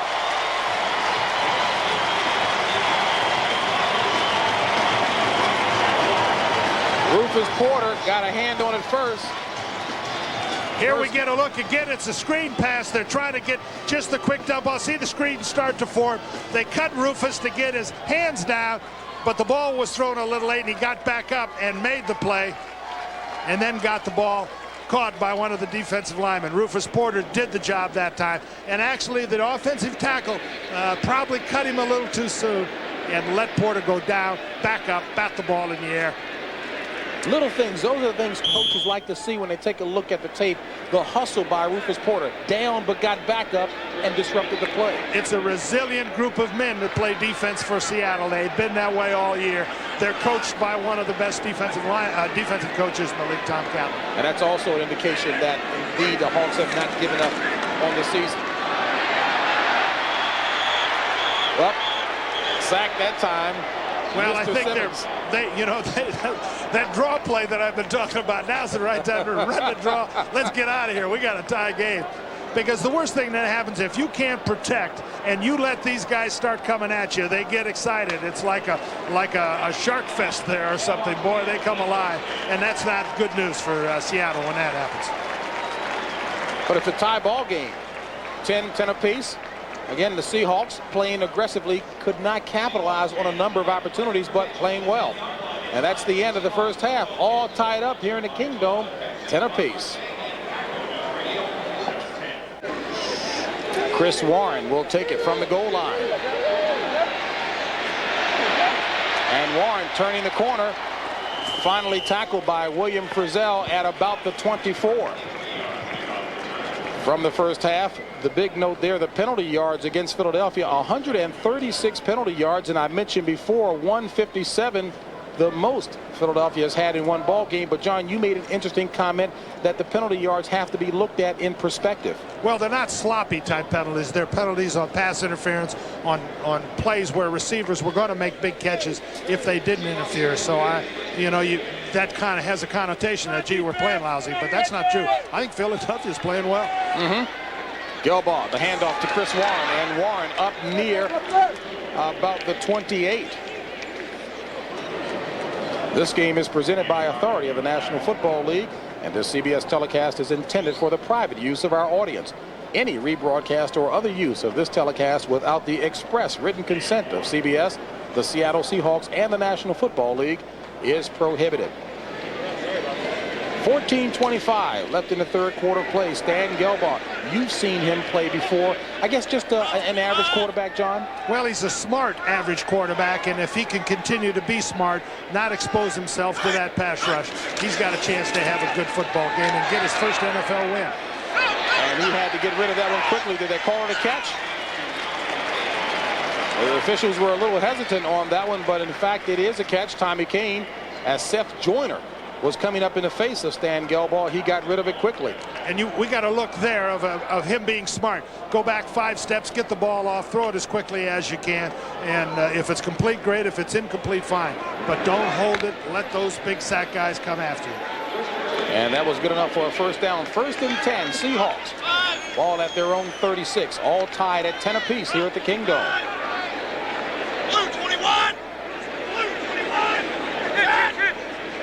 Out of the pro set. Gilbaugh under pressure from White. Gets rid of it. Fade pattern. Incomplete. Intended receiver was Brian Blaze, as we take a look at what Stan Gilbaugh had to face from Philadelphia in the first half. Well, the interception, the poor throw in the interception was the only time he really, got himself in a big problem. Fortunately, his defense came on and stopped him.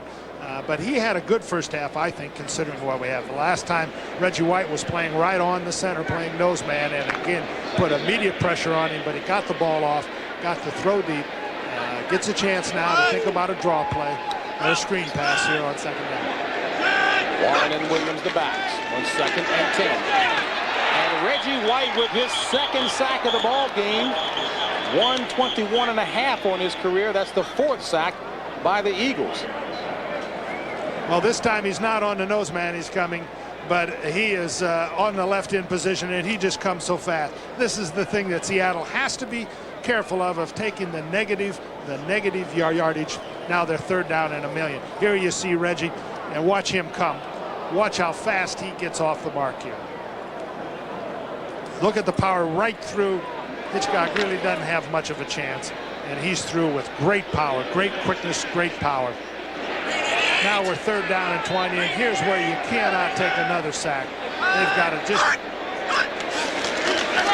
Defensive backs in as John L. Williams, no doing on the draw, no gain on the play. Andy Harmon with the tackle. Andy Harmon is certainly one guy Richie Kotite is very high on as well. This time you could hear the fans boo and say, gee, why didn't you throw it?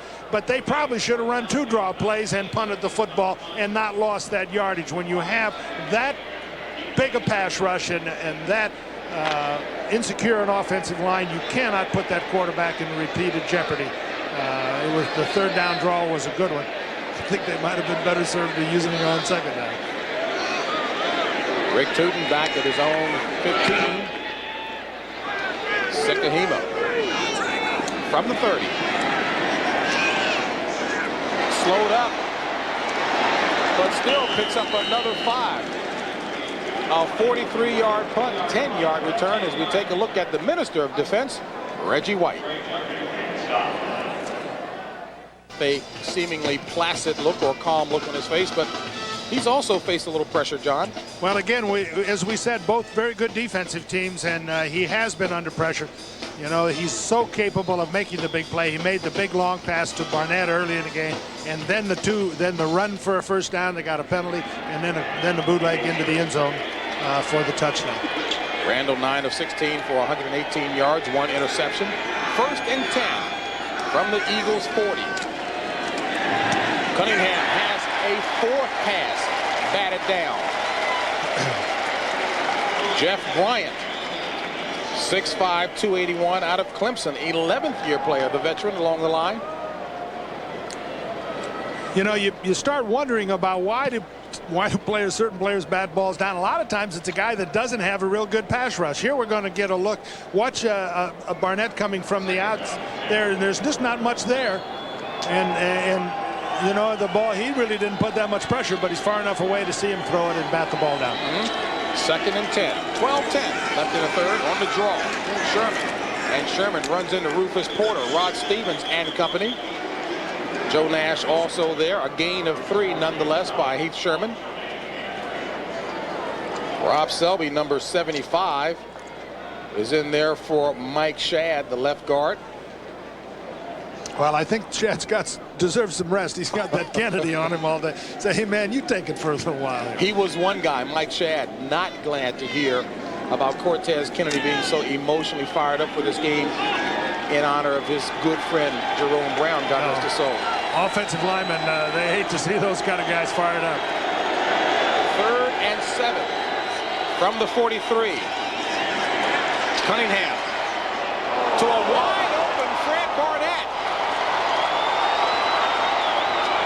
And Barnett finally tackled inside the 15. Boy, what a play. A 43-yard pass play. So Barnett has got a 52-yarder and a 43-yarder. 3 catches for 103 yards on the afternoon by Fred Barnett. Well, it was a great call by Rich Kotite. He faked. Remember that reverse to Sekahima where they faked the draw, then they come back to Barnett. They fake it. There you see him bootleg away from it. The coverage on him completely breaks down, and here's another big play. 1st and 10 from the 14 of Seattle. Walker and Herschel Walker moving the pile ahead for a few. That offensive line of Philadelphia, a much maligned one, doing a decent job there. A gain of 3 by Walker. Let's take one more look at this play, and again, the action, the fake of the play is the champ. Barnett is sitting down here. Watch the fake. Now watch the quarterback first of all. Fakes the draw. Everybody starts to see the draw, react to it. Barnett runs right by them. That's one of those things where it's the fake is what sets it up. And usually you don't have play action passes on 3rd down, but that one certainly worked there. 2nd and 7 from the 11. Byers in motion. And Randall sacked. Safety blitz, Robert Blackman. 2nd sack for Blackman. He came right down the middle that time. They did not pick him up. Cunningham really had no chance. Here we see Blackman, number 25, and he's going to find a lane right through here. As Cunningham comes by, watch him, boom, there's the lane. That's, somebody had to pick him up.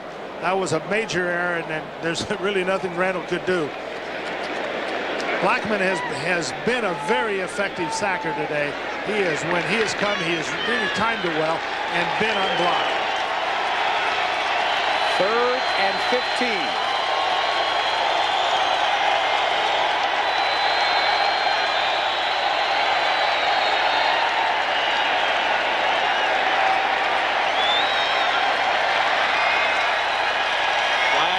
Zone. Got too much time off the clock. And Cunningham comes over to talk it over with Richie Kotite. Delay of game. Well, the big thing they have to worry about here now is not letting themselves get out of field goal range. They're down, 3rd down and about 23 for, not quite that far, but they got to get down to the 5 for a first down.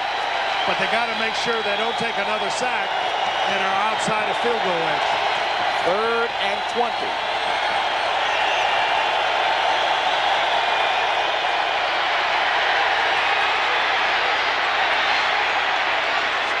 And Cunningham, well shot.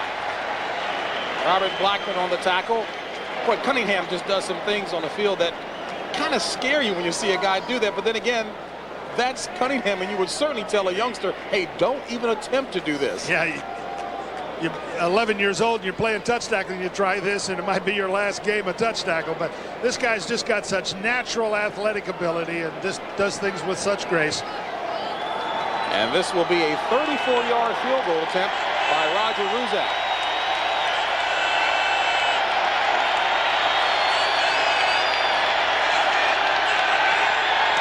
It's up. No good. It looks like Bryant. Somebody got a hand on it. And we're still tied at 10. Here we're going to look at Joe Nash make the play on the center. He comes right around the center, but watch the 2 men on either side of him. They occupy the guards to give him a lane. As the ball is snapped, he's right around the center, right through that crease, right there. That's the 10th block of his career. No stranger to blocking. Joe Nash. And on the ground, Chris Warren stopped by Reggie White. You know, it's remarkable to me, John, as well. This defense of Seattle coming into the game, 7th best in the National Football League. Even more remarkable considering how much time the defense has had to stay on the field this season because of the offensive ineptness. There's no question, and they have maybe one great player, but they've got an awful lot of really dedicated, focused players and excellent coaching.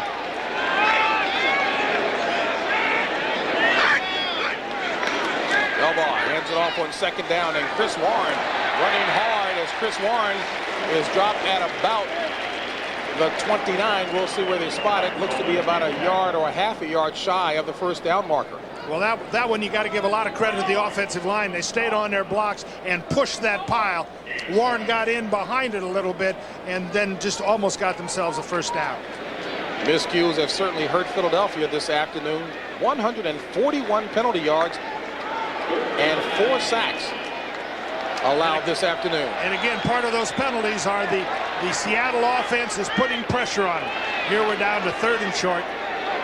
3rd and 1 to be exact. Tommy Kane to the near side. Delbaugh looking for Kane, goes instead. It's incomplete as he was trying to find Ron Heller.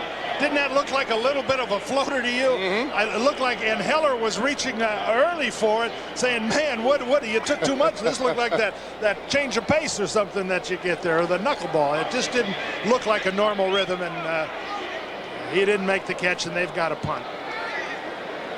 0 for 7 on 3rd down conversions, and I'd say at -10 in terms of total yards. And again, that just underscores how strong I think this defense has been for Seattle all season long, despite the offensive ineptness. Yeah, they put lots of pressure on you and make it difficult in those key downs. Cunningham along with Jeff Seidner back for Philadelphia. Cunningham will field it. And Cunningham somehow gets 6 yards out of that 46-yard punt. It'll be Philadelphia ball. 6:23 left in the third when we come back. 10-10 ball game here at the Kingdome. James Brown along with John Robinson. Happy to have you along. And the fans here have had a little bit to cheer about. Not so much because of offensive greatness, but a good ball game nonetheless. And we mentioned that Mike Shad had gone out. Rob Selby in his place. Shad has a strained groin muscle, doubtful to return. And Herschel Walker talked about a nice hit that time. Patrick Hunter tried to deliver his best, but not enough to take Herschel down.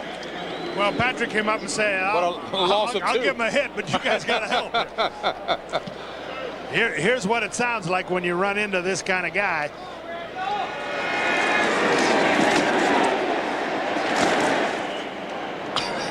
Don't you wish you were down there, James, doing that? Partner, you've seen it all your life. My goodness.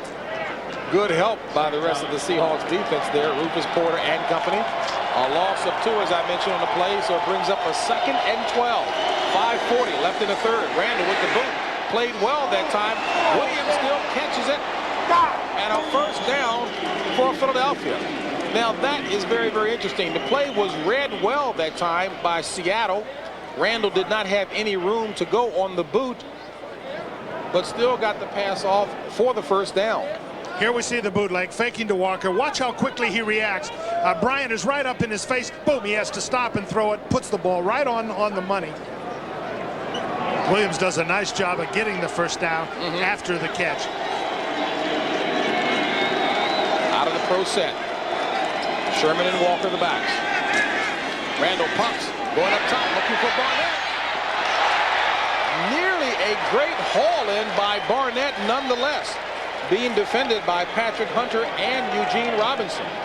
There's no way we can show you at home that play from a trajectory of the ball, but Cunningham threw a fast. Watch the way the ball comes, the angle it comes in, how flat it is going to come in here. And he almost makes the catch on that. But most of those long ones don't come in. That was like a howitzer shot there. That was not a lobbing throw. This man has real strength. Boy, you see that New Orleans score. Who says that the Saints don't have any offense? My goodness. 2nd and 10. Ball at the 43. Walker wrapped up nicely and dropped by Cortez Kennedy. Boy, the big fella can certainly move 305 pounds, and he's light on his feet.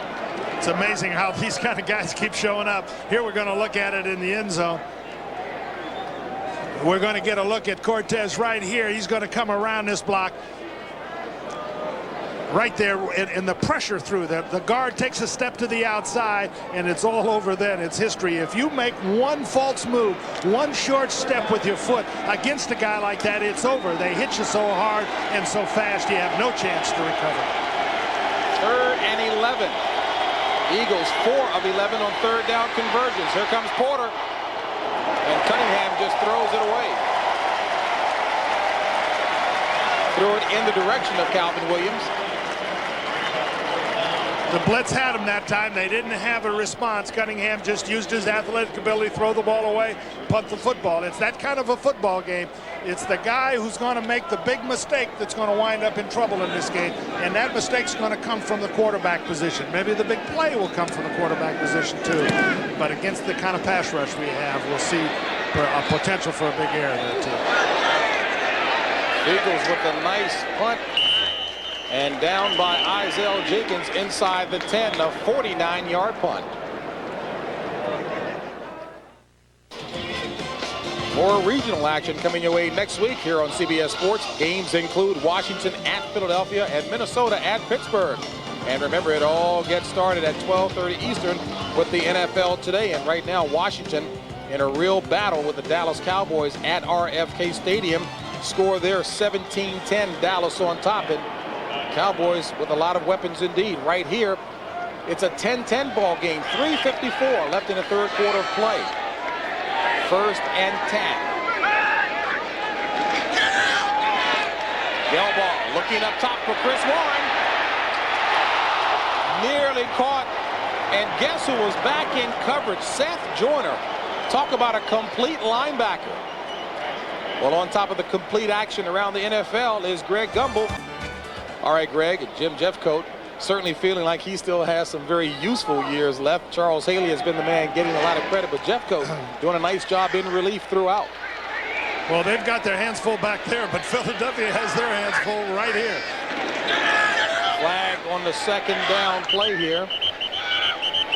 Flag on the near side 10.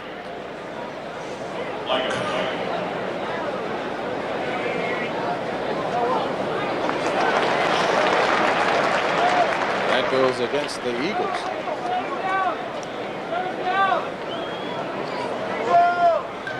Offside, number 59. Wild card race remaining schedules. Philadelphia undefeated at home and host the Redskins next week. Green Bay playing later on tonight against Houston. Then they have the Rams and Minnesota. So Green Bay certainly on the outside looking in. And if the season were to end with Philadelphia and Green Bay tied, Green Bay gets in. Green Bay, of course, upset Philadelphia back in Milwaukee 4 games ago. 2nd and 5. Ball at the 14. Gelbaugh back to pass. Flag on the play, stopping the action. That was Ray Roberts that time. He came up, set into his pass set a little too fast. Again, the pressure that... Ball start before the snap, number 73, offense. Well, he's done a good job so far, but say. again, the pressure here now. They want to be careful now. You don't want to go back and give one of those sackers a chance here. If he's going to have a drop back pass, he's got to get rid of that thing fast, because you know there are a number of guys in green helmets that are saying, I can change this game right here. And Ray Roberts knows that all too well. He has seen some of the best in the league. Leslie O'Neal, Derek Thomas, Clyde Simmons. Darnell Williams runs right into Reggie White, a gain of only 1. And again, there was a blitz coming at him. They were coming after him. I hate to sound like a coach or defending coaches, and for all of you sitting home saying, why don't they pass? But what this team cannot allow itself to do is make the big error deep in its own territory to give the Philadelphia Eagles a chance to get a cheap score. And Flores knows that all too well. And talk about being handicapped. I mean, he's had 20 guys, Flores, 20 guys on injured reserve, so he cannot do a lot of the things he'd like to be able to do. On 3rd and 9, Gelbaugh will pass. Not a good-looking play. Intended receiver, Ron Heller. Well, that's the 2nd time on 3rd down that they have gone to Heller. And Philadelphia seems to know that they're going to him because there's somebody right around him. But you're being polite. He said he seems to know. Well, I'm surprised because Heller's not been a big receiver for them. I think they've got to begin to think back to Blades as this game goes on. The field position is working against them now. They're punting from their own 10. Cunningham is sitting back there at midfield with a chance to put Philadelphia in a great position. And Jeff Seidler to the near side. Boy, what a beauty. What a beauty. Cunningham back to the 30. And great coverage, Tracy Johnson. Special teams leading tackler. And Rutan Tootin with a 59-yard punt. Hang time of 4.5. Excellent. That was a 60-yard. A year ago, Around that right sleeve there, and that is a tribute to Pete Gross, longtime play-by-play announcer here with the Seattle Seahawks, who passed away recently. A memorial service was held on Monday of this past week, and over 700 people attended. One fine person indeed. On 1st and 10, Cunningham under pressure, Nash with the sack.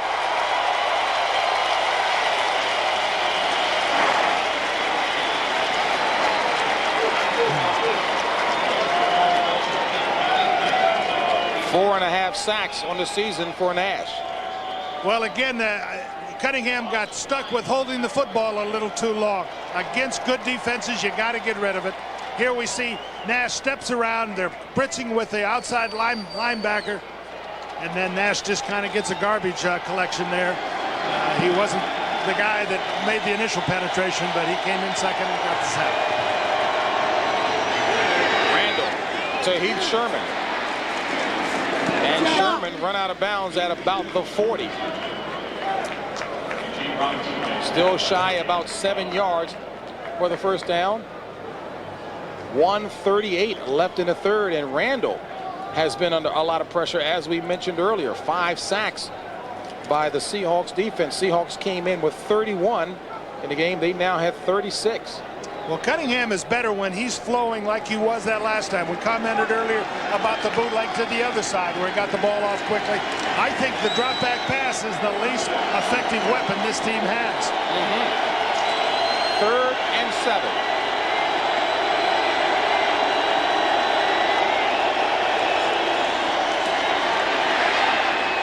Cunningham overthrows the intended receiver, Roy Green.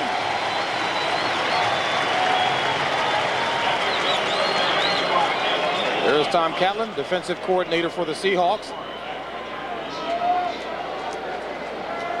Well, what's happening now is that other than the bootleg pass, Seattle has pretty much shut down Philadelphia's offense. If they get that bootleg shut down, I don't know where Philadelphia's going to come with many yards. I'm sure Rich Kotay is thinking about that as they sit and ponder what's going to happen here in the fourth quarter. And Chris Warren with the fair catch at the 13, a 47-yard punt by Jeff Eagles. Next Saturday, CBS Sports kicks off at noon Eastern time with the Division I AA championship as Marshall plays Youngstown State. That's a rematch of last year's championship battle. Then at 3:30 Eastern, it's the NFL Today, followed by the Tampa Bay Buccaneers and the San Francisco 49ers. That's all coming your way next Saturday right here on CBS. 56 seconds left in the third. A tie ball game, 10 apiece. Seahawks 1st and 10, ball at their own 13. Seahawks wanting to play the part of spoilers. So far doing a nice job of heading in that direction. Play action. Looking for Tommy Kane. Incomplete. Yoba overthrowing Kane. Rich Miano on the coverage as well as Eric Allen.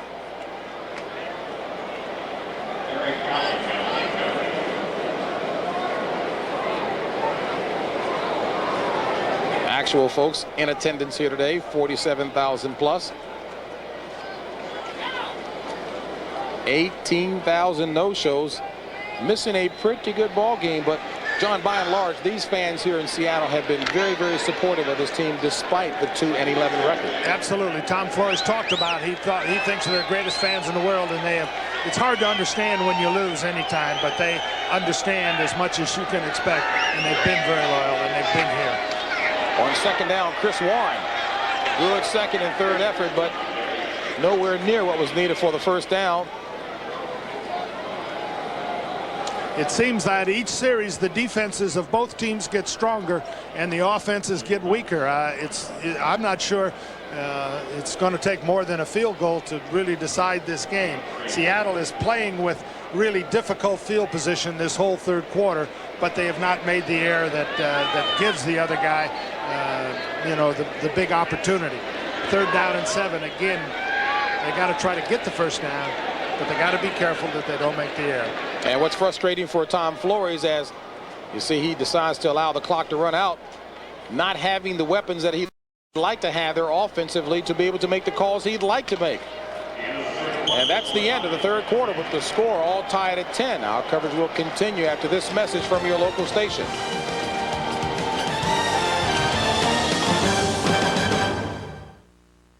Part of the last stanza here at the Kingdome in Seattle, all tied at 10 apiece.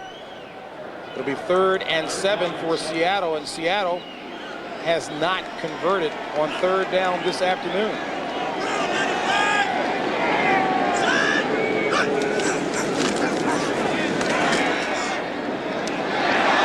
Incomplete. Pass a little low. Intended receiver was Brian Blades, but Gelbaugh again up under pressure. He just didn't throw the football very well. That's the second time now that he's broken Blades down and out, and Blades has won the battle. The ball's just not thrown well enough for him to make the catch, and again almost intercepted. I think they need to get to him, but they need to throw the ball properly on third down, and that's something Gelbaugh's got to get it out there. Maybe throw it a little quicker, but he's got to get the ball to Blades. That's their best weapon. They've got to continue to go to it. Rick Tootin, the most active foot in the NFL, pressed into duty again. 6 punts this afternoon already.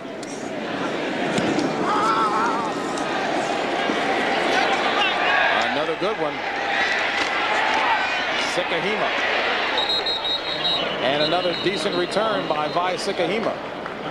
Tackled by Tracy Johnson. Tonight on CBS begins with 60 Minutes. How would you like to leave your house every morning and find someone waiting outside, someone who terrorizes the neighborhood, and the cops can't do a thing about it? Why? Watch 60 Minutes tonight. Then it's Murder, She Wrote, followed by the CBS Sunday movie A Message for Holly, starring Lindsay Wagner and Shelley Long. That's all coming your way tonight on CBS.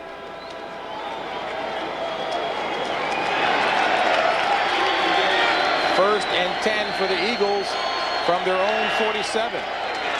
On the ground. And Sherman up under the pile. Tight game taking place at RFK, and with more on that, let's go back to New York. And always a battle whenever those two squads get together, even with the youngest team in the league, the Cowboys.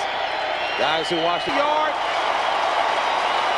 Return of the fumble by Harper.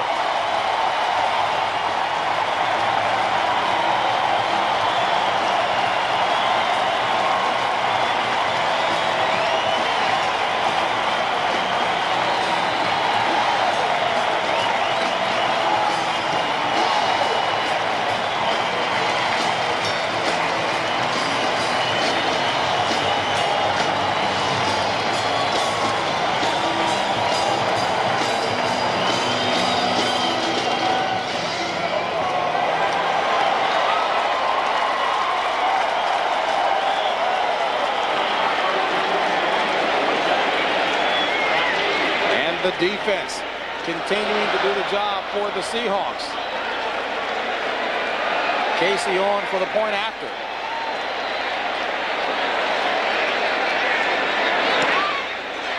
And it's good. Seahawks out in front of the Eagles by the score of 17-10. 13:50 left in the ball game.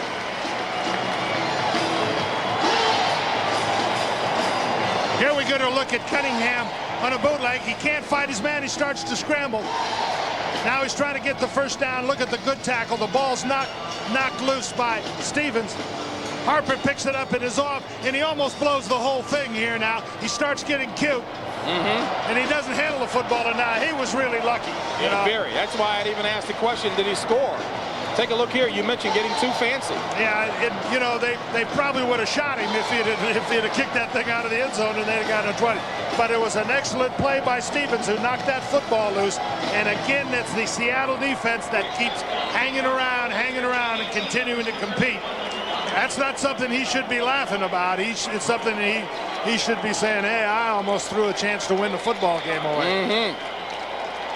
First forced fumble by Rod Stevens of the season. First fumble recovery for Harper. And surprisingly, it's Seattle's first defensive touchdown. They've been such a good defensive football team, but that kind of opportunity has not presented itself.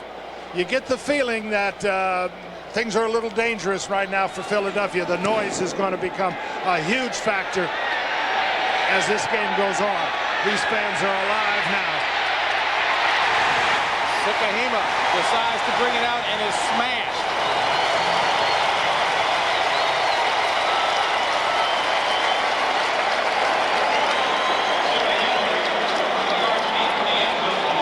James Jones with a good special teams play.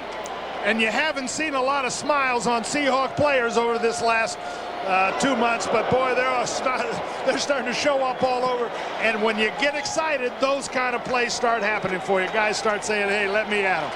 Noise is going to be a big factor. They have to keep their poise. Now the field position is working against Philadelphia. Walker. First down run by Herschel Walker. Dwayne Harper realizing one man can't bring down Walker. A 12-yard run.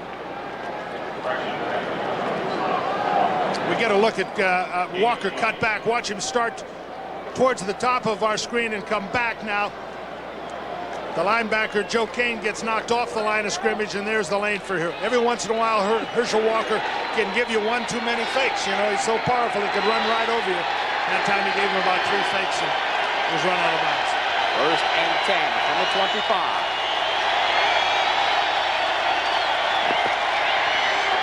Complete to Barnett. First down. Up to the 40. 12:58 and counting left in the ball game. Eagles trailing by 7. Again, now the first 2 plays, they come back with a bit of patience. Herschel Walker gets a 10-yard gain for him. Then there's a short, quick pass by Cunningham. Gets some of the rhythm back. 4 catches, 118 yards by Barnett. First and 10 from the 40. Walker. Herschel Walker running hard. A gain of 4 will bring up a 2nd and 6. Philadelphia controls its own destiny as far as the playoffs are concerned, but need to win the 3 remaining games to ensure it a spot in the playoffs. 12-10 and counting left in the ball game.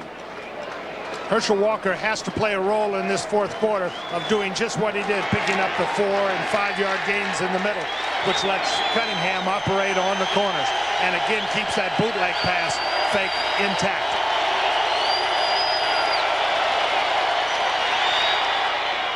Complete to Barnett for the first down. Across midfield, ball will be spotted at about the 46. Dwayne Harper on the coverage. 11:37 and counting. 17-10 Seahawks on top. Well, it's been Herschel Walker inside and quick outs or stop patterns to Barnett. Expect that bootleg pass coming here pretty quick. Keith Byers has been very quiet in this football game up to this point. Cunningham trips a bit. Under pressure, a flag on the play. Sack credited to Cortez Kennedy.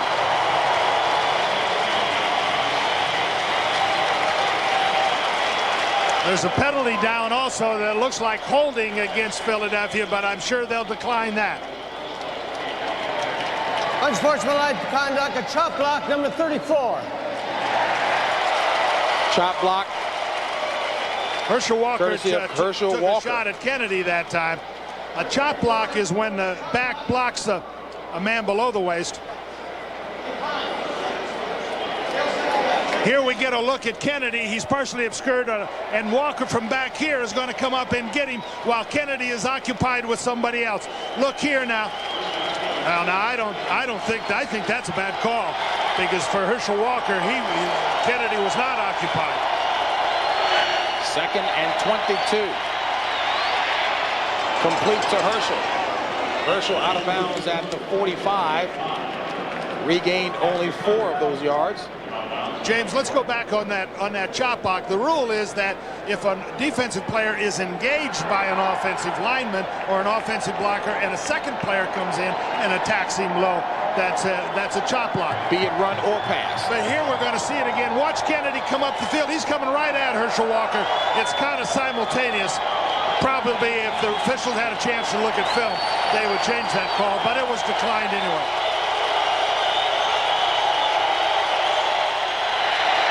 Safety blitz. Sack. Michael Sinclair.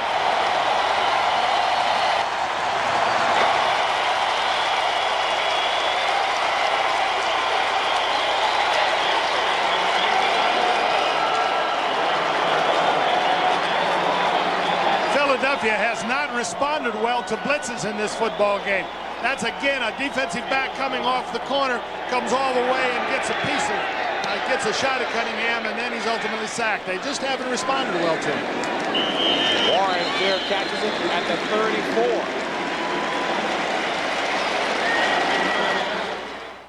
34. By McDonald's. 10:18 remaining in the game, and Philadelphia in danger of losing to the Seahawks, trailing 17-10, and even more remarkably so, John, when you consider Seattle with only 50 yards of offense total throughout the ball game. But a lot of times the winner, you know, isn't necessarily the fastest guy or the guy with the most yards. Seattle is playing very intelligent football at this point. They're not making a big error. Where Philadelphia is getting sacked, blitzes seem to be causing them problems. They're looking for big plays, and then they're taking big losses. So it's the smart guy sometimes that makes the best offense. Randall Cunningham sacked 7 times in the ball game. Philly has given up 8.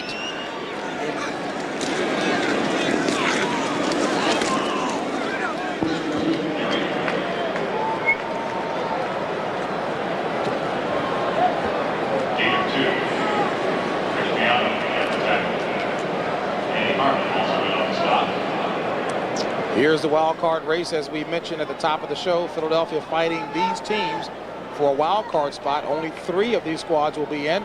Philadelphia can ill afford to be tied with Green Bay at the end of the season, because the Packers would get the nod by virtue of their victory over the Eagles in Milwaukee 4 games ago. 2nd and 8.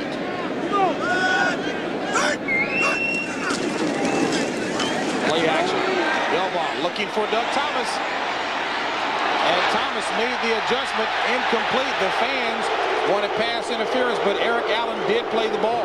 Yes, and you know, there was some pushing and shoving on both players, but again, the play action pass, Tom Flores went for the kill. Thomas has got him beat. The ball is a little bit late coming, and they've just kind of get up and push. That was a good job by Allen. That was a right call. Gelball gets hammered at the end. He holds the ball maybe just a little long. Takes a little bit of a punishment there. But that was a nice shot at the home run to win the football game. I think he would have liked to have gotten that ball up just a little bit sooner, because Thomas certainly had a step on Allen. 3rd and 8 from the 37. Gelball.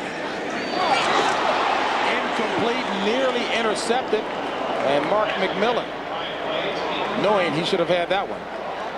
Well, again, they went to the same kind of a pattern they had, and they're just not connecting with it. It's there. There's a chance for completion there. I'm sure Tom Flores is saying, could have used a first down there. Tom's not used to this year being in front at this time. It's a whole new set of strategies he's got to invoke. Tom and I were assistants together with the Oakland Raiders back in 1975, and I think he's one of the finest men, as I said earlier, that I know, and one of the best coaches I know. I think Seattle is very fortunate to have him.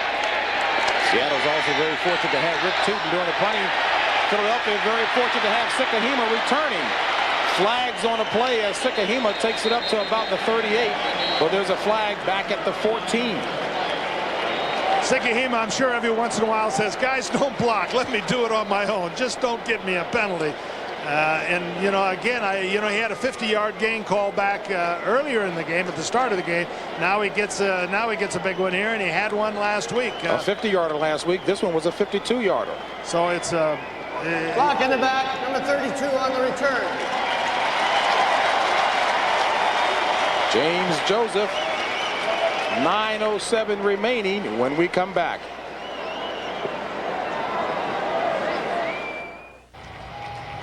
A gorgeous shot of Mount Rainier, and a gorgeous score for Seahawks fans. Seattle ahead 17-10. 9:07 left in the ball game, and Philadelphia will start from its own 7, 1st and 10.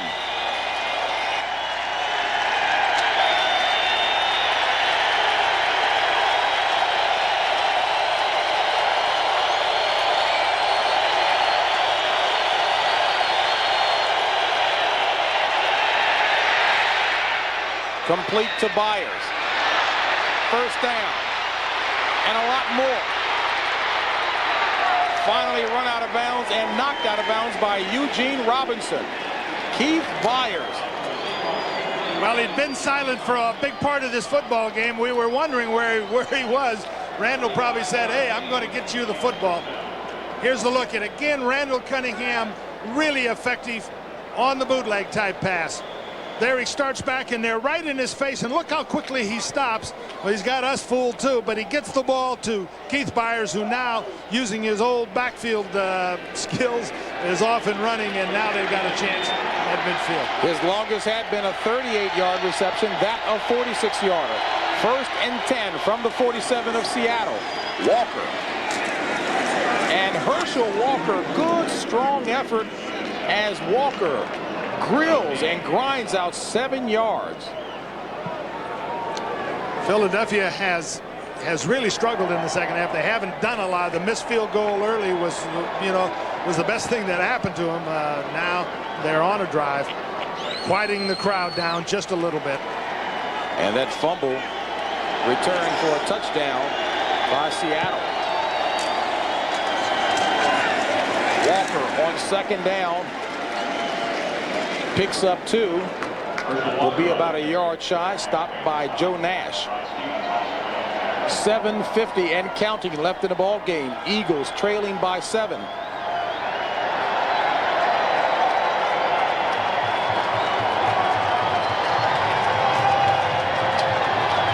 Both teams with their full complement of timeouts remaining, 3 apiece. As you take a look at Tom Flores on the left, Tom Catlin, defensive coordinator, on the right.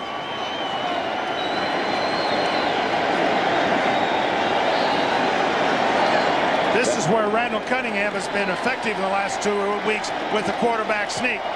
It's very hard play to defend with a guy like Randall because he's got such spring in his leg. He just kind of leaps right over the line. Watch Seattle here try to cover the center and both guards with defensive players, hoping they can knock them back into it.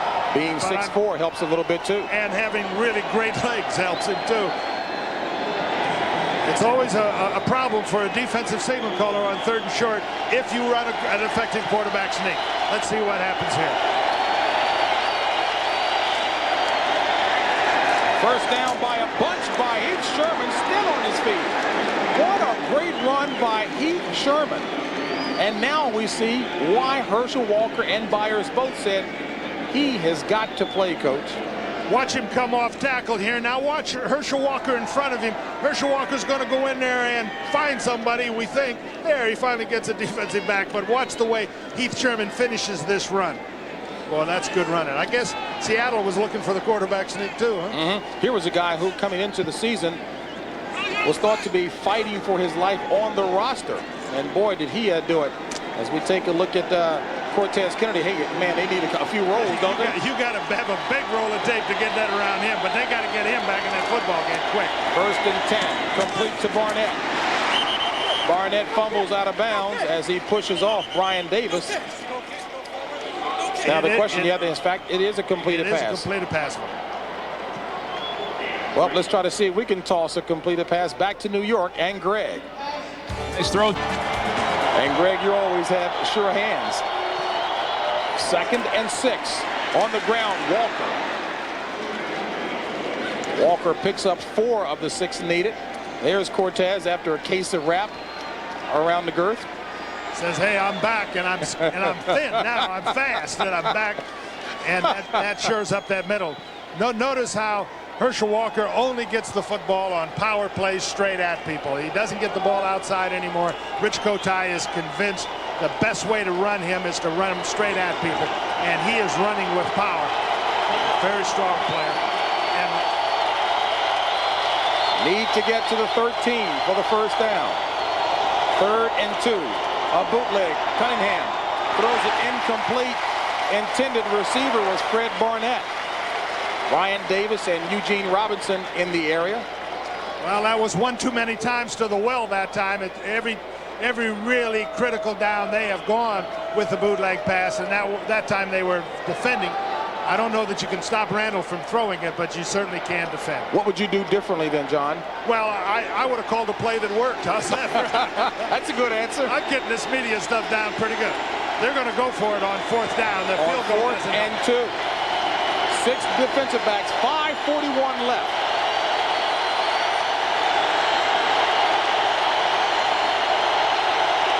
Here comes the blitz. Complete. And that's enough for the first down. Cunningham with a big haul in. Well, that's the first time that they've really responded to the blitz. They put the ball to Cunningham out in the flat right away. He's hurting a little bit, but boy, he comes through when they need it. Watch Cunningham just come right back. There's a blitz coming off the left side, 2 steps, throw the football, 2 unblocked guys, perfect pass. Randall's got unblocked guys, boom, he takes a shot right in that right shoulder. But he's got a first down. First and goal from the 8. Under 5 to play in the ball game. Cunningham limped off. Walker. Touchdown, Philadelphia. Well, they were pitching inside to try to stop him in the middle, and he just get it outside and put it in the end zone. And we're back to a tie ball game if they kick the point. And not a bad job by Antone Davis on that side of the line. Watch the defense pitch inside. You see Joe Kane step back and inside. It's too late now. Walker's too fast. He's outside. Wide receiver Barnett made a nice block. Touchdown. 8th rushing touchdown of the season for Herschel Walker. An 8-yard run. Ruzek looking to knot it up.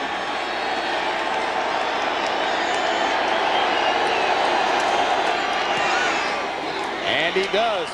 So we're all tied here at the Kingdome. 4:52 left. 17 apiece. What a ball game. Seattle averaging just under 8 points a ball game, all tied with Philadelphia, 17 apiece. And there is Seth Joyner's tribute to Jerome Brown, number 99. What a linebacker he is. You take he and Marshall, Wilbur Marshall. He's got a couple of linebackers in this, outside linebackers in this thing.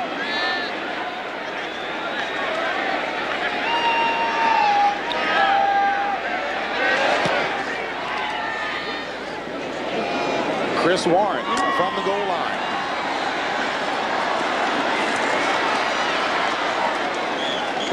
Dropped at about the 21. Right now, let's take you back to a busy. Boy, what a ball game there. And Greg, we've got one here as well. 4:42 left in the ball game. All tied at 17 apiece. 1st and 10 for the Seahawks from their own 22. Kane in motion. And complete to Kane. There is a flag in the backfield. Reggie White was just simply tackled on that last play, and it's right in front of Pat Haggerty, and he pulled it down. Again, now the pressure comes to Seattle now with the ball deep in their territory. Don't make the big error. Holding, number 76, offense, still first down. That's Bill Hitchcock as we take a look at Walker's touchdown run, John. Here's what happens when you keep pounding the ball in the middle. Now watch both of these men step inside as the play starts. They lose leverage on the corner, and boom, there goes Herschel Walker. With that kind of speed, it's over. That's what happens when you have a guy run between the tackles. Everybody squeezes down, and there's a hole outside. Herschel says, I knew that. Kotite awfully pleased with Herschel, says he's having a lot of fun this season. 1st and 20 for the Seahawks. Ball at their own 12. 4:38 left in the ball game. All tied. Warren and Chris Warren running hard to the right. Now, John, here, I guess, is an example of where Tom Flores really is handicapped because he doesn't have a full arsenal to work with offensively to be able to do a bit more than keep it on the ground. Well, and I think he's got to try to get the first down. He got part of it back there. One of these next 2 downs, he's got to try to find Brian Blades somewhere in the secondary. Blades is the man, is their go-to guy. Remember, early in the ball game, he caught that big in pattern that got him about a 20-yard gain. They've got to try to find Blades again. Under 4 to play. 2nd and 17. Gelbaugh. Complete to Heller. And Heller run out of bounds. A gain of only 1. Dallas has the ball. 2nd and 18. Moving with 2 minutes left in that ball game. You heard Greg Gumbel explain to us and show to us how Washington went ahead. Dallas looking to clinch the NFC East. Well, for us, this is every bit as a dramatic situation here. No doubt. And Philadelphia is fighting for their very life here, trying to get the ball back and get a chance to get a field goal. 3rd and 16 from the 16. 3:47 left in the ball game. And John L. Warren is wrapped up and dropped, but flags on both sides of the field. And judging by Seth Joyner's reaction against Philly, but we'll see. And it is.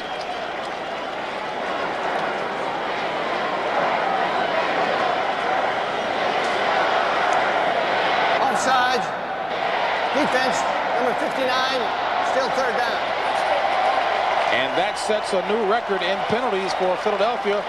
14 penalties, 158 yards, breaks the record of 157 set back in 1952 and 54. Well, if they're going to get a first down and keep the football, I think they got to look to Brian Blades. Eric Allen is set up to cover him man-to-man. There's looks like 2 safety zoners behind him, but they got to find him the ball. 3rd and 11, going up top, looking for Doug Thomas again. And Thomas well covered that time by Rich Miano and Otis Smith. Here we're going to get a look at the contest between Blades and Allen. Blades is trying to get inside. Watch Allen get his hands on him. Close with him. The linebackers sat back and kind of took the inside away, but Eric Allen did a good job on him and snuffed him out, and they had to go somewhere else. That's when you have teamwork in the secondary. A guy like Joyner understands, knows that he's got to help him. Did. They have to punt. So Seattle's Rick Tuden on to punt. And Seidner in for Sikahema, who has a sprained right ankle. And Seidner nowhere near as effective on the returns. A 49-yard punt, only a 5-yard return. Next Sunday, there's regional action on CBS Sports. Games include Washington at Philadelphia, Philadelphia undefeated at home, and Minnesota at Pittsburgh. Remember, it all gets started 12:30 Eastern with the NFL Today.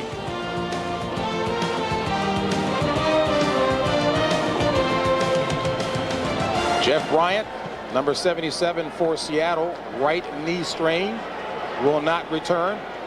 And Cortez Kennedy is out with a back strain. His return is doubtful. Harper also out. And you saw Vi Sikahema limping off. Walker. And Herschel Walker runs for the first down. Now, John, again, you were talking yesterday about how he is most effective as a runner. Well, doing what he just did is where he's most effective at. Coming straight at you with Kennedy out of there and Bryant out of there. That's the soft spot now. And I think Philadelphia has plenty of time, 3 minutes to go, 3 timeouts to take advantage and to keep hammering away in that middle. That was a 13-yard run. 1st and 10 from the 47 of the Eagles. Walker again. Not much happening there by Herschel Walker. Stacked up nicely. Nash and Rodgers a gain of 3. Will bring up a 2nd and 7 with 2:40 and counting. All tied at 17 apiece, John. Interesting call for Tom Catlin as the defensive coordinator. It's a great down to blitz. Philadelphia has not handled the blitz particularly well. Let's see what decision he makes. 2nd and 7, both teams with 3 timeouts remaining. Cunningham with time. A little tentative on the run that time by Cunningham as he runs into his own guy. And the Eagles will let it run down to the 2-minute warning. A 17-17 ball game here at the Kingdome in Seattle. Philadelphia's ball when we come back. Left in a ball game, Tom Flores trying to see if his ball club can pull off the upset. Both teams with 3 timeouts remaining. A 17-17 ball game. 3rd and 9 from the 48 for the Eagles. One of the big plays of the season for Philadelphia. They do not want to have to punt this ball away.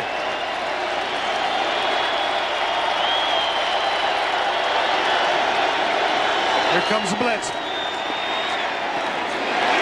Complete, but short of the first down.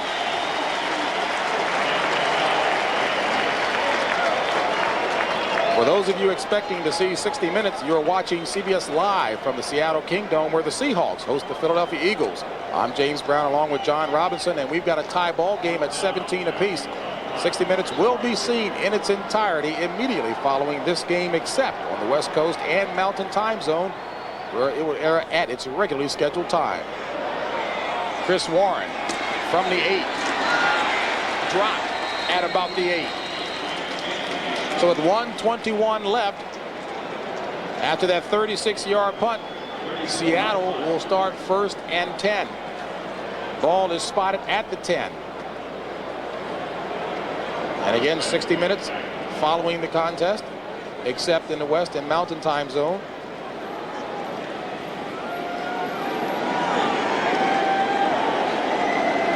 In that Dallas-Washington ball game, Washington has the ball, trying to run out the clock. You see the time remaining, 30 seconds left.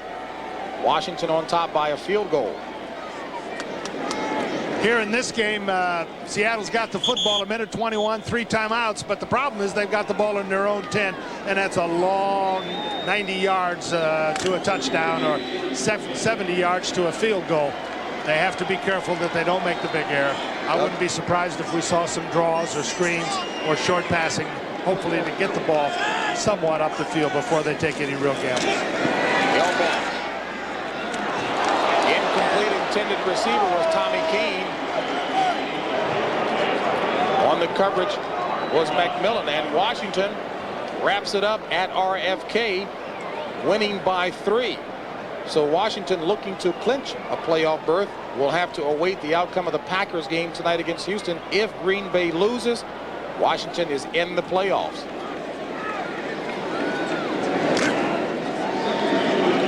Second and 10 for Seattle. From the 10, 1:17 left in the ball game here, all tied at 17 apiece. Both teams with 3 timeouts remaining. Donnell Williams. And Williams, we'll see where they spot it, but he looks to be about a half a yard shy of the first down.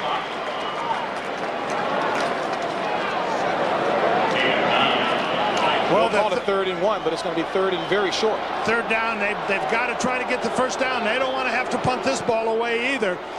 More important right now is to get the first down, not worry too much about the clock. They can go into overtime, and I think that's what Tom's doing. Tom is very content to let this thing go. He's getting booed, but he's making the right decision at this time for his football team. We all would love to have say, boy, let's throw it out and score and win the game. But he delayed primarily to get this game run out so he can go into an overtime, get better field position, and take a shot from that. And there's no question, James, but that's the right call decision to make. Now, if you have Dan Marino back there or somebody and you have a very high voltage offense, go ahead and take it. But given the fact of what they have offensively, that's the smart move. Now, maybe if you ask it from Philly's perspective, the same rationale there. No, I think Philadelphia has to hope they can stop him. Then they got to take a shot at a big play. Barnett, Cunningham. Cunningham's one of the big play guys in the world. So Rich has to try to get the ball back. He waited a little while to get that timeout, but and that was my question. Then should he have called the timeout a little sooner? He being Rich Kotite? Yeah, I think he should have. But again, I think both people are probably saying, hey, this is an overtime game, and I think that's where they're both kind of focusing their attention.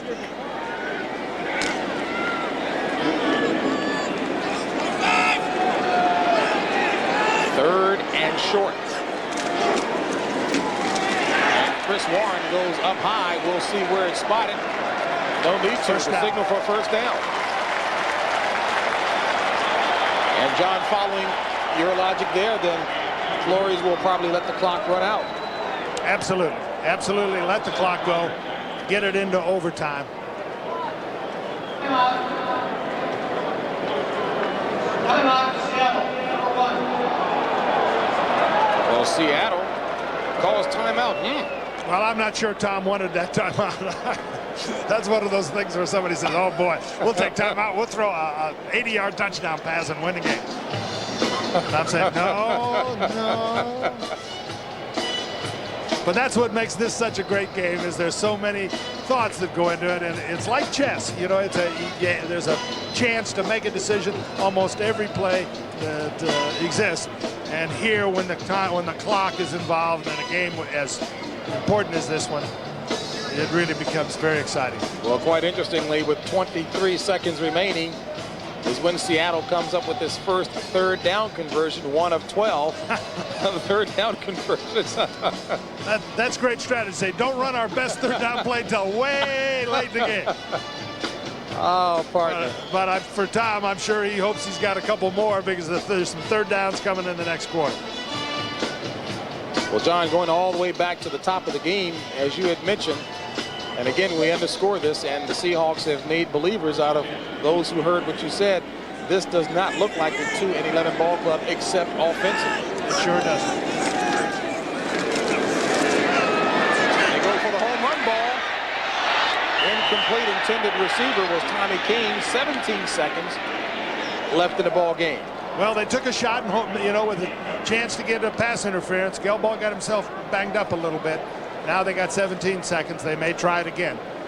But again, the one thing that he can't let happen is go back there and try to get that ball thrown and have it knocked loose from him. Bud Carson, knowing that he's operating, as he mentioned last night, with a young secondary, wanted to be more aggressive today than he has in games past. I'm surprised a little bit that he allowed that to be a man-to-man set of circumstances there, rather than laying off in playing zone and making sure that one of those accidents didn't happen. Outstanding coach, has been for many years in the NFL with the Rams. He was head coach at Cleveland. All right, Greg, and now the Redskins wait to find out if Green Bay will lose tonight in its matchup against Houston, and Washington will be in the playoffs. 17 seconds remaining here, and Seattle called a timeout, leaving it with 1. Philadelphia has 2 timeouts remaining. The man standing next to Tom Flores is Hudson Houck, who's a longtime assistant of mine, both at USC and then with the Los Angeles Rams, who's got the responsibility to rebuild this offensive line. This offensive line is a far different group now than it was in September in terms of their skill, their determination. As we've seen today, they've done battle pretty well. 1 second down, Gelbaugh launching it in the direction of Thomas, and it's intercepted. Mark McMillan with his first interception, the rookie out of Alabama. And still down on the turf is Thomas. Roberts does a great job against Simmons if they have a chance to hit him.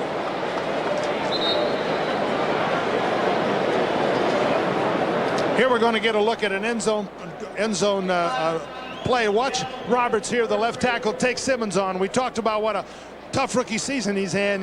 Look at him. He's still got Simmons. Here's the long pass. They've got zone this time. They're back there waiting for the interception. Comes down and lands. This is McMillan, who's really just getting started. He's about a 5'7", 165-pound kid who gets way up in the air and makes the interception. And McMillan being congratulated, as I mentioned before, on his first career interception. The rookie out of Alabama, a small guy at maybe 5'7", but he loves to be tested. Now, including today's results, as we take a look at the playoff picture, New Orleans, boy, did they display an awful lot of offense today. Washington with the victory. Philadelphia, again, controls its own destiny, needs to win the final 3 to ensure itself a playoff spot. If not, if it ends in a tie the season with Green Bay goes in by virtue of its victory over Philadelphia. And Green Bay, of course, as I mentioned before, plays tonight against Houston. Would you repeat all that, James? Yes, indeed. And here's a playoff picture, John. It's confusing. I'll tell you, you know, I think San Francisco maybe is the best football team in the NFL, but not far behind San Francisco are the New Orleans Saints. I think they're a very good football team, and it appears that they're going to get to at least play one game at home in the playoffs.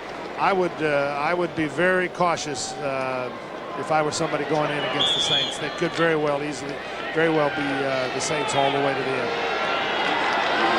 One of the knocks has always been the Saints aren't creative offensively. Bobby Hebert can't do it. Hey, folks, he can do it. Did it in the USFL.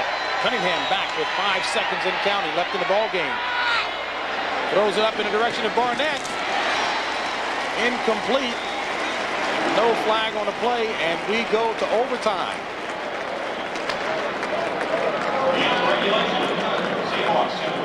So the game ends in regulation, all tied at 17 apiece. Well, you know, I think the Seattle fans deserve this kind of a football game. They've been loyal to this team throughout the year. They've hung with it, which has been a nightmarish season. But you don't see any of that here, do you, James, at all? Not at all. This is a team that is shy in a few areas, just from a talent standpoint offensively, but they're sure playing great. All right, folks, just for re-emphasis purposes, as we take a look at the overtime rules, a coin toss will determine who gets the ball. 15-minute action, 2 timeouts per team, and of course it's sudden death.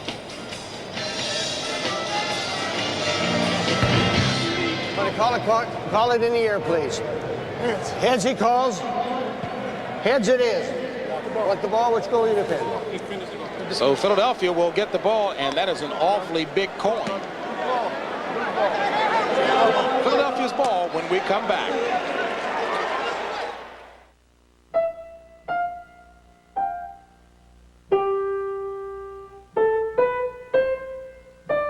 United Air. Without that man there, their best defensive player, Cortez Kennedy, out with the back strain. He's got his pads off, so he will not play.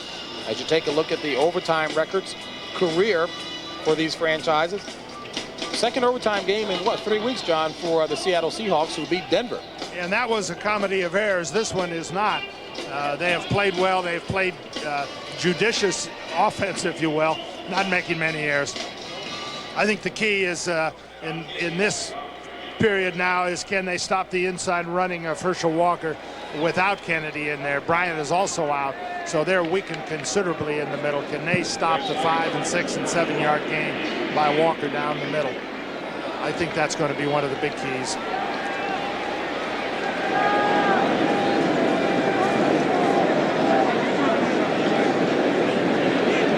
John Casey to kick off for Seattle.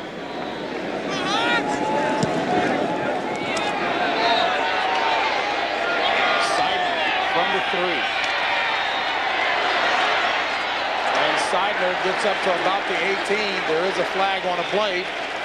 And again, a reminder that Vi Sikahema left the game limping on that right leg of his. And this goes against Philadelphia. 60 minutes coming up at the conclusion of this ball game, except in the West Coast and Mountain Time regions. Good luck on pushing the back. Number 87 on the return. Those regions will see 60 minutes at its regularly scheduled time in its entirety. These penalties in the kicking game are so crucial. This puts them way back deep in their territory now. They've got to be a little bit cautious offensively here. If they don't make a first down, Seattle may get the football in as good a field position as midfield, which then may decide the outcome of this game. These penalties in the kicking game are just devastating. Sudden death overtime. 1st and 10 Philly from its own 8.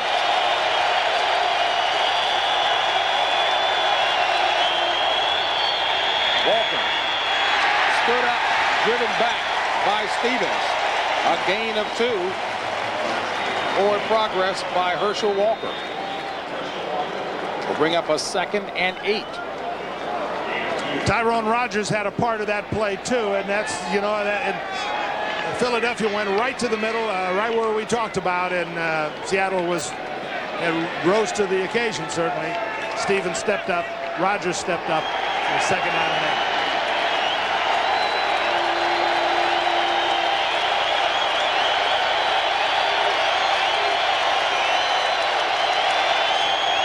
Play action, a bootleg by Cunningham. What a hole in by Keith Byers for the first down. Byers had to reach behind him, spun around, what a snag. Well, that's the same play. He made the big gain on their touchdown drive. Here we're going to see the replay. It's a bootleg again. This is what Randall Cunningham has done many times in this game. There's somebody there waiting for him. He stops. You see Byers. He has to reach against the grain. against his direction his body was going, makes the catch and gets the first down. A 13-yard snag for Byers, his third catch of the afternoon. 1st and 10 from the 23. Walker cuts back, and Walker takes it up to the 30, a gain of 7 on a play by Herschel Walker. 13-15 and counting in overtime, all tied at 17 apiece. 19 carries, 92 yards on the afternoon for Herschel Walker. So take a look at Tom Catlin, defensive coordinator for Seattle, and we see why that Seattle defense is rated number 7 in the NFL coming into today's ball game. They certainly have been, they are competitive. They're without 2 of their better players, but they're one of the most competitive groups around. On 2nd and 3, Herschel Walker, first down run by Walker, and he drags a couple of Seahawks with him. Eugene Robinson and Brian Davis begging Herschel to fall.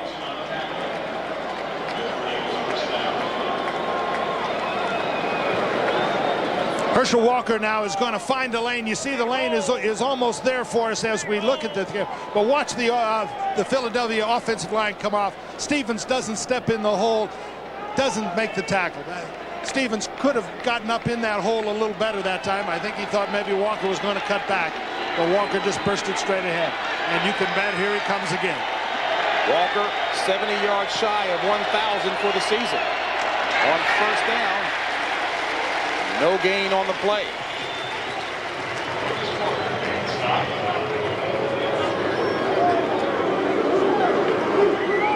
You see the time remaining in overtime, all tied at 17 apiece. Philadelphia with a record of 8-5, Seattle 2-11. They came off the corner that time with the outside linebacker and got Walker in the backfield. And a result, a loss of 1 on the play. 2nd and 11. Cunningham complete to Barnett. Barnett up to the 45, a gain of about 8. And again, here's what's at stake. Philadelphia in a wild card race with these teams here. 3 squads will get in. Green Bay sitting on the outside looking in. As you take a look at the remaining schedule of Philadelphia, Washington, and Green Bay, and as we mentioned before, Philadelphia will host the Redskins next week. Green Bay playing later on tonight against Houston. Philadelphia has called a timeout, leaving it with 1. Seattle has 2. Kotite discussing it. Tie ball game at 17. Plus on hand here at the Seattle Kingdom, watching this interdivision matchup, make that interconference matchup between the Seattle Seahawks and the Philadelphia Eagles, all tied at 17 apiece. James Brown along with John Robinson. And following the conclusion of this ball game, 60 minutes will come your way, except for those of you on the West Coast and Mountain Time zones. You will see it at its regularly scheduled time in its entirety. May come down to that man right there, Roger Ruzek, hoping to get within field goal range. He has a season long of 50. That coming against the Denver Broncos. We're in overtime, all tied at 17 apiece. Well, this is the biggest play of the season for them. 3rd down and 3. This call, they've got everything going on this call. Look for Keith Byers to be involved in this play again. Williams in motion. And here comes the blitz. Sack. Blackman and Porter.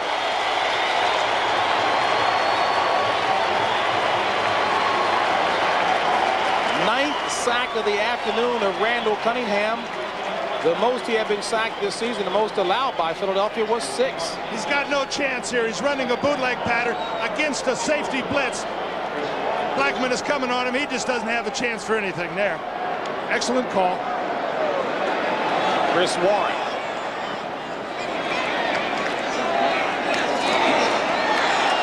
And Warren smartly let that one go. Good hustle on the part of the special team of the Eagles, Otis Smith and James Joseph, a 55-yard punt. So Seattle would get the ball with 10:36 remaining in overtime, all tied at 17 apiece. They should take a look at some scores, final scores from earlier today. Chicago winning for Mike Singletary in his last home game. Detroit knocking off Cleveland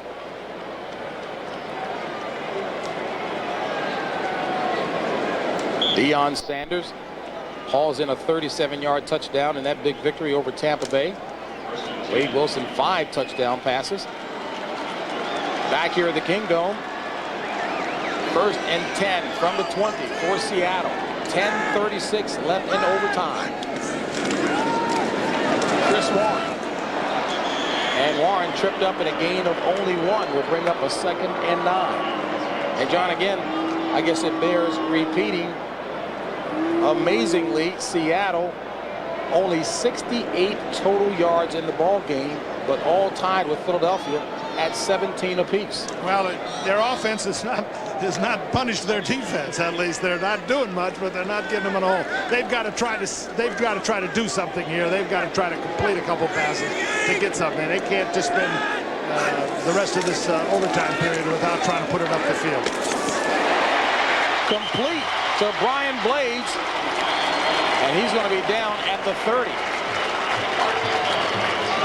We'll see where they spot it. It's close to a first down marker, that is. And it's going to be shy about 7-8 inches. Here we see Blades on just the up and out. They've been trying to get this thing done all day. This time he gets the football out to him, and he makes the play. There was the touch before he got up.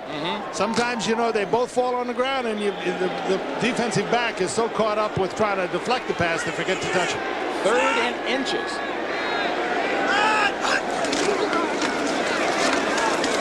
And Warren has the inches necessary. First down for Seattle. 9 minutes and counting left in overtime. Washington a winner, now needing a Green Bay loss along with a Philadelphia win to get into the playoffs. First down is where they need to get a chance for a big play here. They get their best protection on first down. I would expect Philadelphia to come with some blitzes on first down pretty soon here.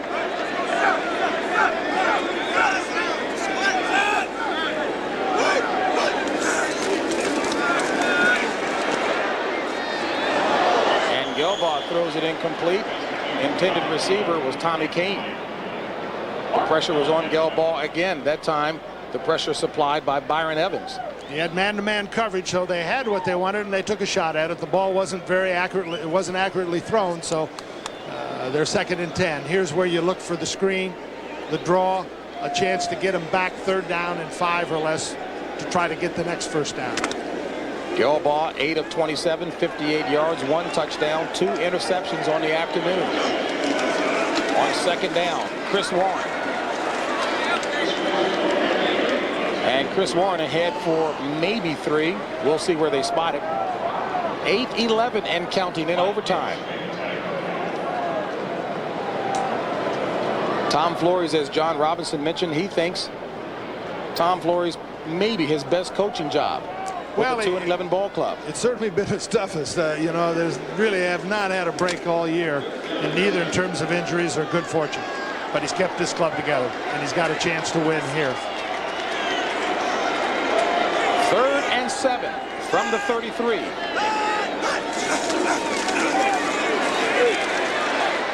Gelbaugh looking for Blades. Out of bounds. John Booty and Eric Allen. They were providing the coverage. They were thinking Blades against Allen again. He got health and beauty, but it basically covered him, and they couldn't get him the ball.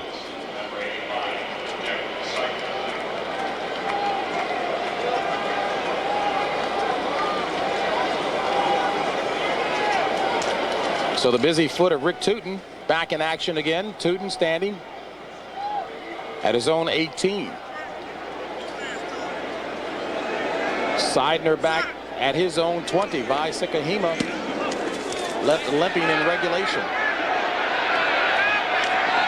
From the 22. And Seidner making something out of nothing, getting up to about the 29-yard line. A 46-yard punt, 8-yard return. Coming up next Saturday here on CBS, John Robinson may be taking his own bus as he heads out to cover at noon Eastern the Division I AA championship as Marshall plays Youngstown State. Then at 3:30 Eastern, it's the NFL Today, followed by the Tampa Bay Buccaneers and the San Francisco 49ers. That's coming your way next Saturday. So a busy week ahead for you, John Robinson. Well, I'm sure looking forward to it. It's a combination of a Super Bowl and a bowl game for those two teams, so it's going to be exciting to be there. Playoff intensity here. 1st and 10 from the 29 for the Eagles. 7:23 left in overtime. Randall uncorking. Barnett, flag on the play. Brian Davis may have shoved Fred Barnett. I think it may be the other way around, James. The other? I think Barnett pushed off? I think so.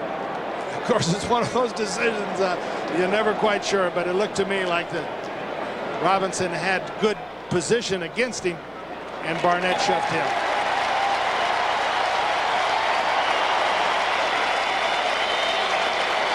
Boy, never doubt the coach's eyes. Watch Barnett right here. See him grab him in the shoulders and try to pull him back. Here they're running up the field now. Davis has an excellent position on him. There you see the hand. There you see the pullback. That's a good call by the official. Fairly obvious, but again, when that ball's that far down the field and that kind of a play decides the game. Brian Davis, the right call. An ex-Washington Redskin player. 1st and 20 from the 19.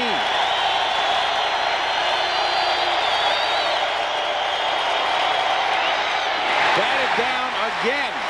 Give the credit to Tyrone Rogers. And boy, has Seattle done the job in batting down Randall Cunningham passes today. I believe that was the 5th one. They worked all week on staying in front of him, primarily to keep him from running down the middle. And, you know, as you think back, they've done a great job. Randall Cunningham has not run the football effectively in this game since early in the first quarter. They've stayed in front of him. They've kept him from running, and they've also got their hands up and batted the ball down. And that was the 7th ball batted down. 7:12 left in overtime. 17-17 ball game. 2nd and 20.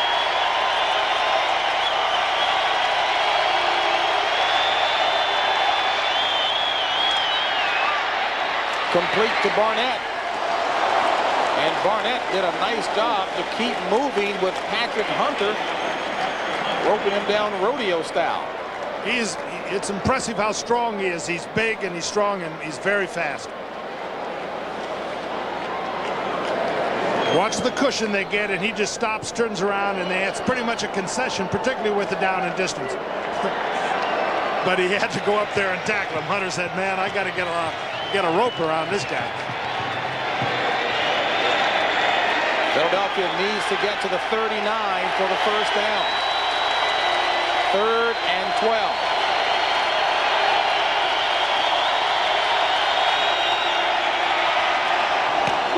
Complete to Barnett, and Barnett has the 1st down. Cunningham has been most effective in the pocket when he just gets the ball and finds Barnett and gets him the football right now. Here we're looking at Barnett again, and they give him enough room again for them to be able to execute the timing pattern. It's the same pattern repeated. Now Barnett does a good job of getting the 1st down. The run after the catch is what got him the 1st down, kept him alive.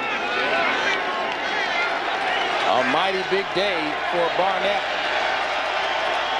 1st and 10 from the 41 of Philadelphia.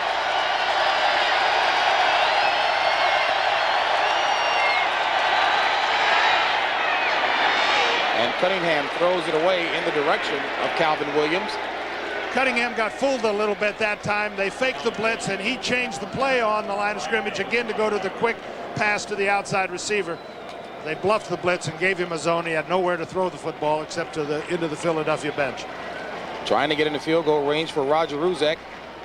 A 50-yarder against Denver, his best this season, 53 yards, career best. I think this overtime doesn't last about a week for those guys waiting to say, man, I'm going to decide this game one way or the other. 5:33 left in OT.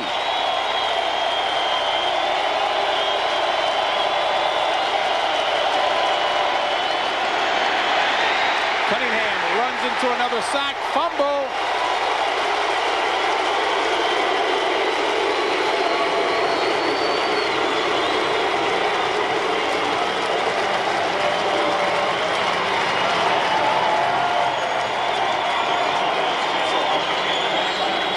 Here again now, the blitz is just killing him, and Cunningham does not see it. Watch from the right of your screen. Cunningham has his back. He doesn't see it. He thinks he can come away, and there's nobody there. He has not either read the blitzes or the pass offense that they have has not given him the opportunity to get to a quick receiver. And he has been sacked 10 times, which is way, way too many. 3rd and 21.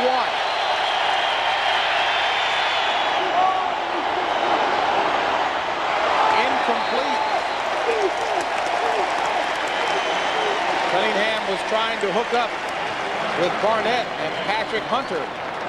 Excellent coverage by Hunter.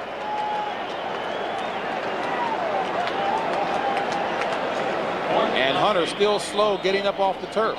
Again, great field position by Hunter. He's in the spot. Barnett, being such a good athlete, almost jumps right over him and makes the catch. But great field position by Seattle corners on both those occasions.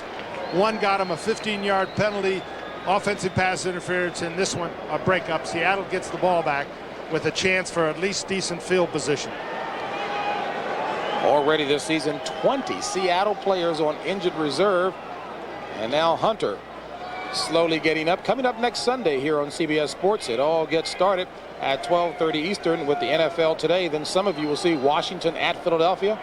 Others, Minnesota at Pittsburgh. Next Sunday right here on CBS. The one thing, James, no one has really figured into all this playoff stuff of what happens if we have a tie today, which is beginning to look like it may very well be the case.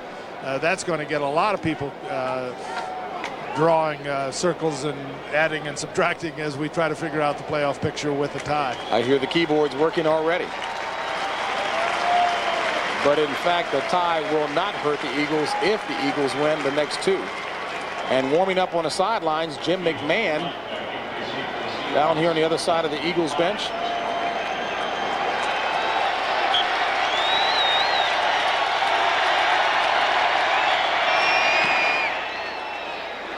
Eagles walk from the 25.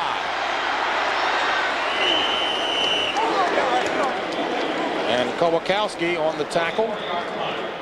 45-yard punt, 5-yard return as we take a look at Jim McMahon warming up behind the Eagles bench. And as you take a look, you were asking about the tie, and the tie really doesn't hurt the Eagles in their battle with Green Bay.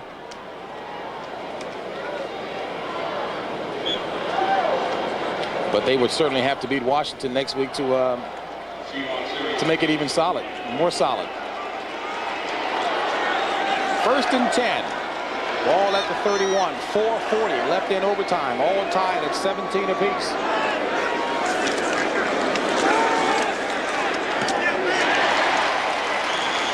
Complete up to the 39 to Brian Blades. And Blades frustrated that time, and it looks like he's re-injured that ankle. Well, he injured it last week, and he's tried to. He took most of the week off.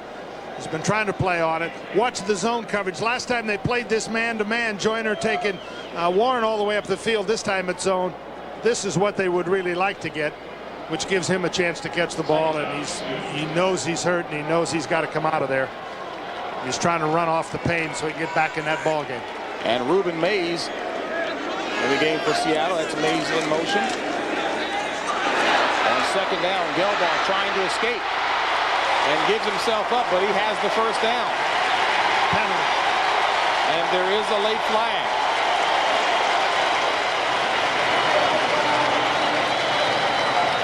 It looked like Gelbaugh was prepared to take the sack and duck. Personal foul, number 38, defense. Miano got it for sparing. He went in there with his head. They're coming with the inside linebacker, Evans, and the pressure's on him. He kind of ducks, says, oh, I see some daylight here, and he gets forward for a couple of feet, and there goes the blow with the top of the helmet, which is a penalty. Now they're within 10 yards of field, another 10 or 15 yards, James, they're in field goal range. Boy, not to be done that way, Rich Miano. A little too aggressively that time. Miano, who trains with Dennis Alexio, heavyweight kickboxing champ, but not to have those tactics applied here. There's Casey. 1st and 10 from the 42. 3:49 left in overtime. And Gelbaugh, but it was intercepted out of bounds. McMillan had it, but out of bounds.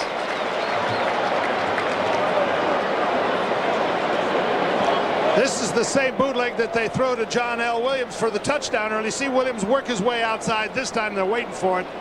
He's no place to go with the football. He tries to fit it in there. It's intercepted, but you can see clearly that he's out of bounds. That isn't even a question mark there.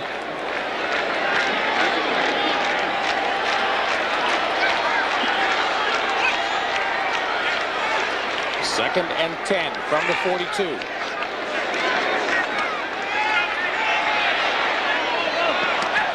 Intended receiver was Tommy Kane.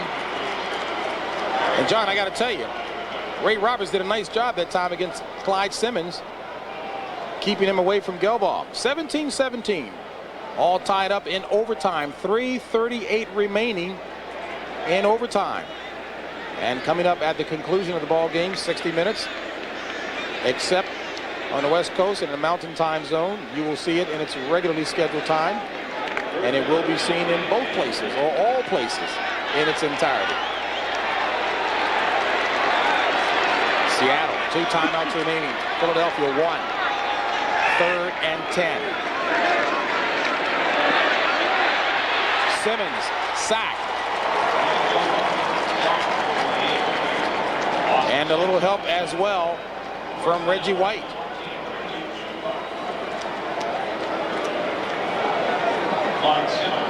Simmons at right in, I think, gets his first sack of the day. Here we're going to see him out sitting outside here.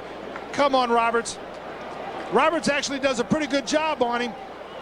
He's flushed by the inside pass rush. Simmons just kind of picks up the garbage at the end. Ray Roberts, as you said, James, has done an outstanding job against Simmons. That time he's going to get called for a sack, but he really didn't deserve it. He's done an outstanding job. We'll find out if Simmons and White share that one.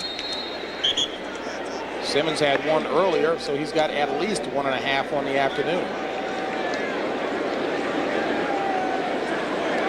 Coming into the ball game today, Simmons on top of the NFL with 14.5 sacks. And continuing his fine play. It's amazing when you think about that defense. The defense still has been strong, minus a Jerome Brown, God rest his soul, minus Andre Waters, minus Wes Hopkins, Ben Smith, a lot of players out of there. And there's still some great ones on that field. When you can attest to how awesome they were when they had all those players, because the guys still there, Joyner, Simmons, White, are outstanding. Tootin with the punt. And Seidner at the 20. Clyde Simmons did get credited with the sack, so he's got 16.5 on the season. And that is, I believe, a personal career high.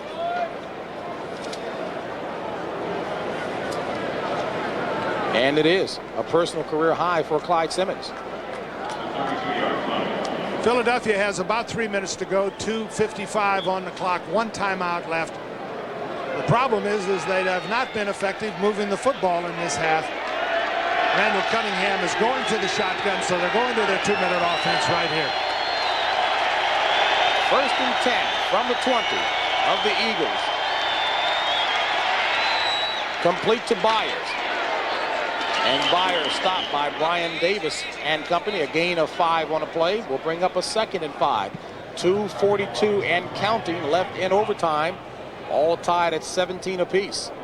Where Tom Flory's ball team has really played a good ball game today, defensively especially. Well, you know, they've done what they're capable of doing. They've played the defense is their strength, and they've played to it. The question is now, Can Cunningham move them in the 2-minute drill? Can he avoid that blitz that has dogged him throughout the day? Byers. And Byers looks to have the first down. 2:06 and counting in OT.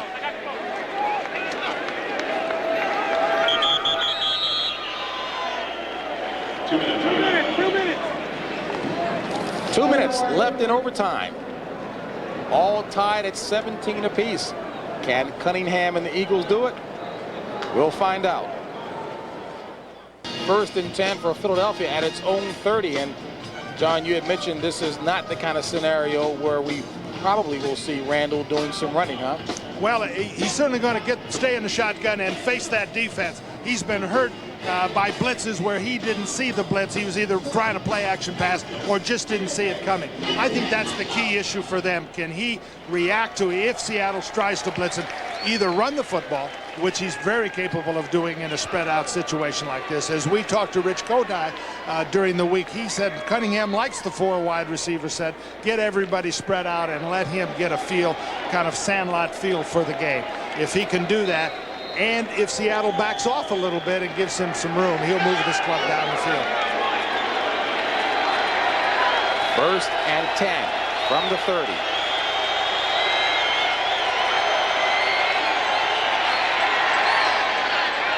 Incomplete.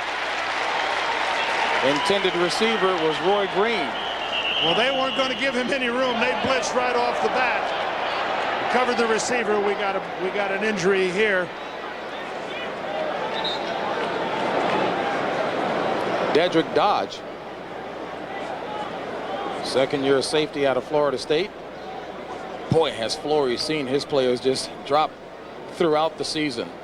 And that's particularly tough in this kind of a situation when you've got 6 defensive backs on the field. There just aren't guys over on the sideline waiting to come in. It may be a cramp, although it does look like a knee injury. And Seattle gets charged with the timeout, leaving both squads with 1 timeout remaining. 1:56 left in the ball game, all knotted at 17. Off the field for Seattle, Raphael Robinson, a rookie out of Wisconsin, into the game in this place. 2nd and 10, ball at the 30 for the Eagles. 1:56 left in overtime.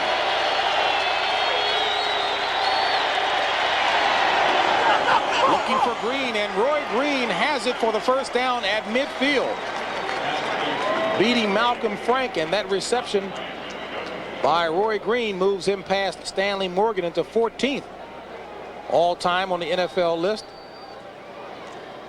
The defense plays what they call a robber. You can see the number 41 Robinson sitting inside, which leaves them man-to-man on the outside. Roy Green, the wise old veteran, got loose and got the ball and got a first down. Here comes the blitz again. And Cunningham shovels it forward. And Keith Byers has the first down and bullying his way inside the 30.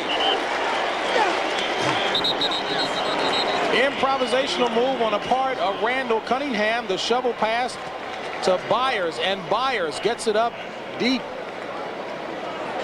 into Seattle territory. Seattle came up and faked the blitz this time, but didn't come. Dropped back into his zone. Cunningham has pressure. Starts to run up the middle. He hasn't had much room up the middle, and he doesn't have much here. Gives that old kind of lateral pass. Byers standing in the right spot. Then makes the big run. Gets all the way down for a first down inside field goal range. Byers is off the field and hurt. Smart move on the part of Byers, who, as you see right there, hurt but did not want Philadelphia to get charged with a timeout, so he ran off the field. No question about it. That's what the veteran player does for you. Now they're sitting with 1 minute and 4 seconds. They have 1 timeout left. And Seattle has none, having called a timeout. Ball at the 29. Well, the thought process is, how do we get it 10 yards closer to kick the field goal? It's a little bit too far on the 30 for such a clutch field goal. The question is, do you throw the football or do you try to run Herschel Walker straight at him to try to get 4 or 5 yards on 2 shots, take time out, kick the field goal. I would suspect that that's the best course of action for Philadelphia to pursue. Again, you've got them spread out. You see Herschel Walker setting back there. They're back in the formation where Walker will come straight at him. 1st and 10 from the 29 of Seattle. Walker. And Walker bowls over Eugene Robinson, picking up 2 in the process. Robinson had him stopped at the line of scrimmage, but Walker pushing ahead for 2 more. That was a big play by Robinson. Everybody pinched to try to shut the inside out. They knew it was coming. Robinson came up and stopped it. Otherwise, Herschel Walker might have put that in the end zone. Here we're going to see it again.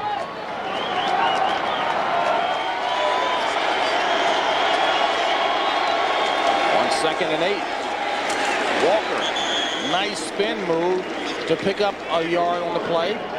26 seconds and counting left in overtime. Now I think they let this thing run all the way down to about 5 seconds, and then take time out, kick the field goal, go home. If it goes through. I guess you got to go home whether it goes through or not. Either way. Roger Ruzick, coming into the season, a clutch field goal kicker in tough situations. Since joining the Eagles prior to Game 12 of 1989, was successful on 10 of 12 4th-quarter field goal attempts, and is 5 of 6 on those that he tried when the Birds were either tied or behind by 3 points or less. And we're into overtime here, so we'll see whether or not Roger Ruzick can deliver. The big play of this drive was the Roy Green catch, one of the great wide receivers in the NFL for so many years with the Cardinals. Shows you that veteran player has a role as you get down close to the playoffs. Roy Green, when they had to have it, got open, caught the ball, gave them a big first down and gave them a chance to get down. This will be a 44-yard field goal attempt by Roger Ruzick. Eagles, the holder. It's up. And Philadelphia wins it in overtime. A 44-yard field goal by Roger Ruzick. And Philadelphia escapes here at the Seattle Kingdom. Hey, Joe. Well, Richie Kotite knew full well coming in that Tom Flory's ball club would give him a real battle. That's an understatement.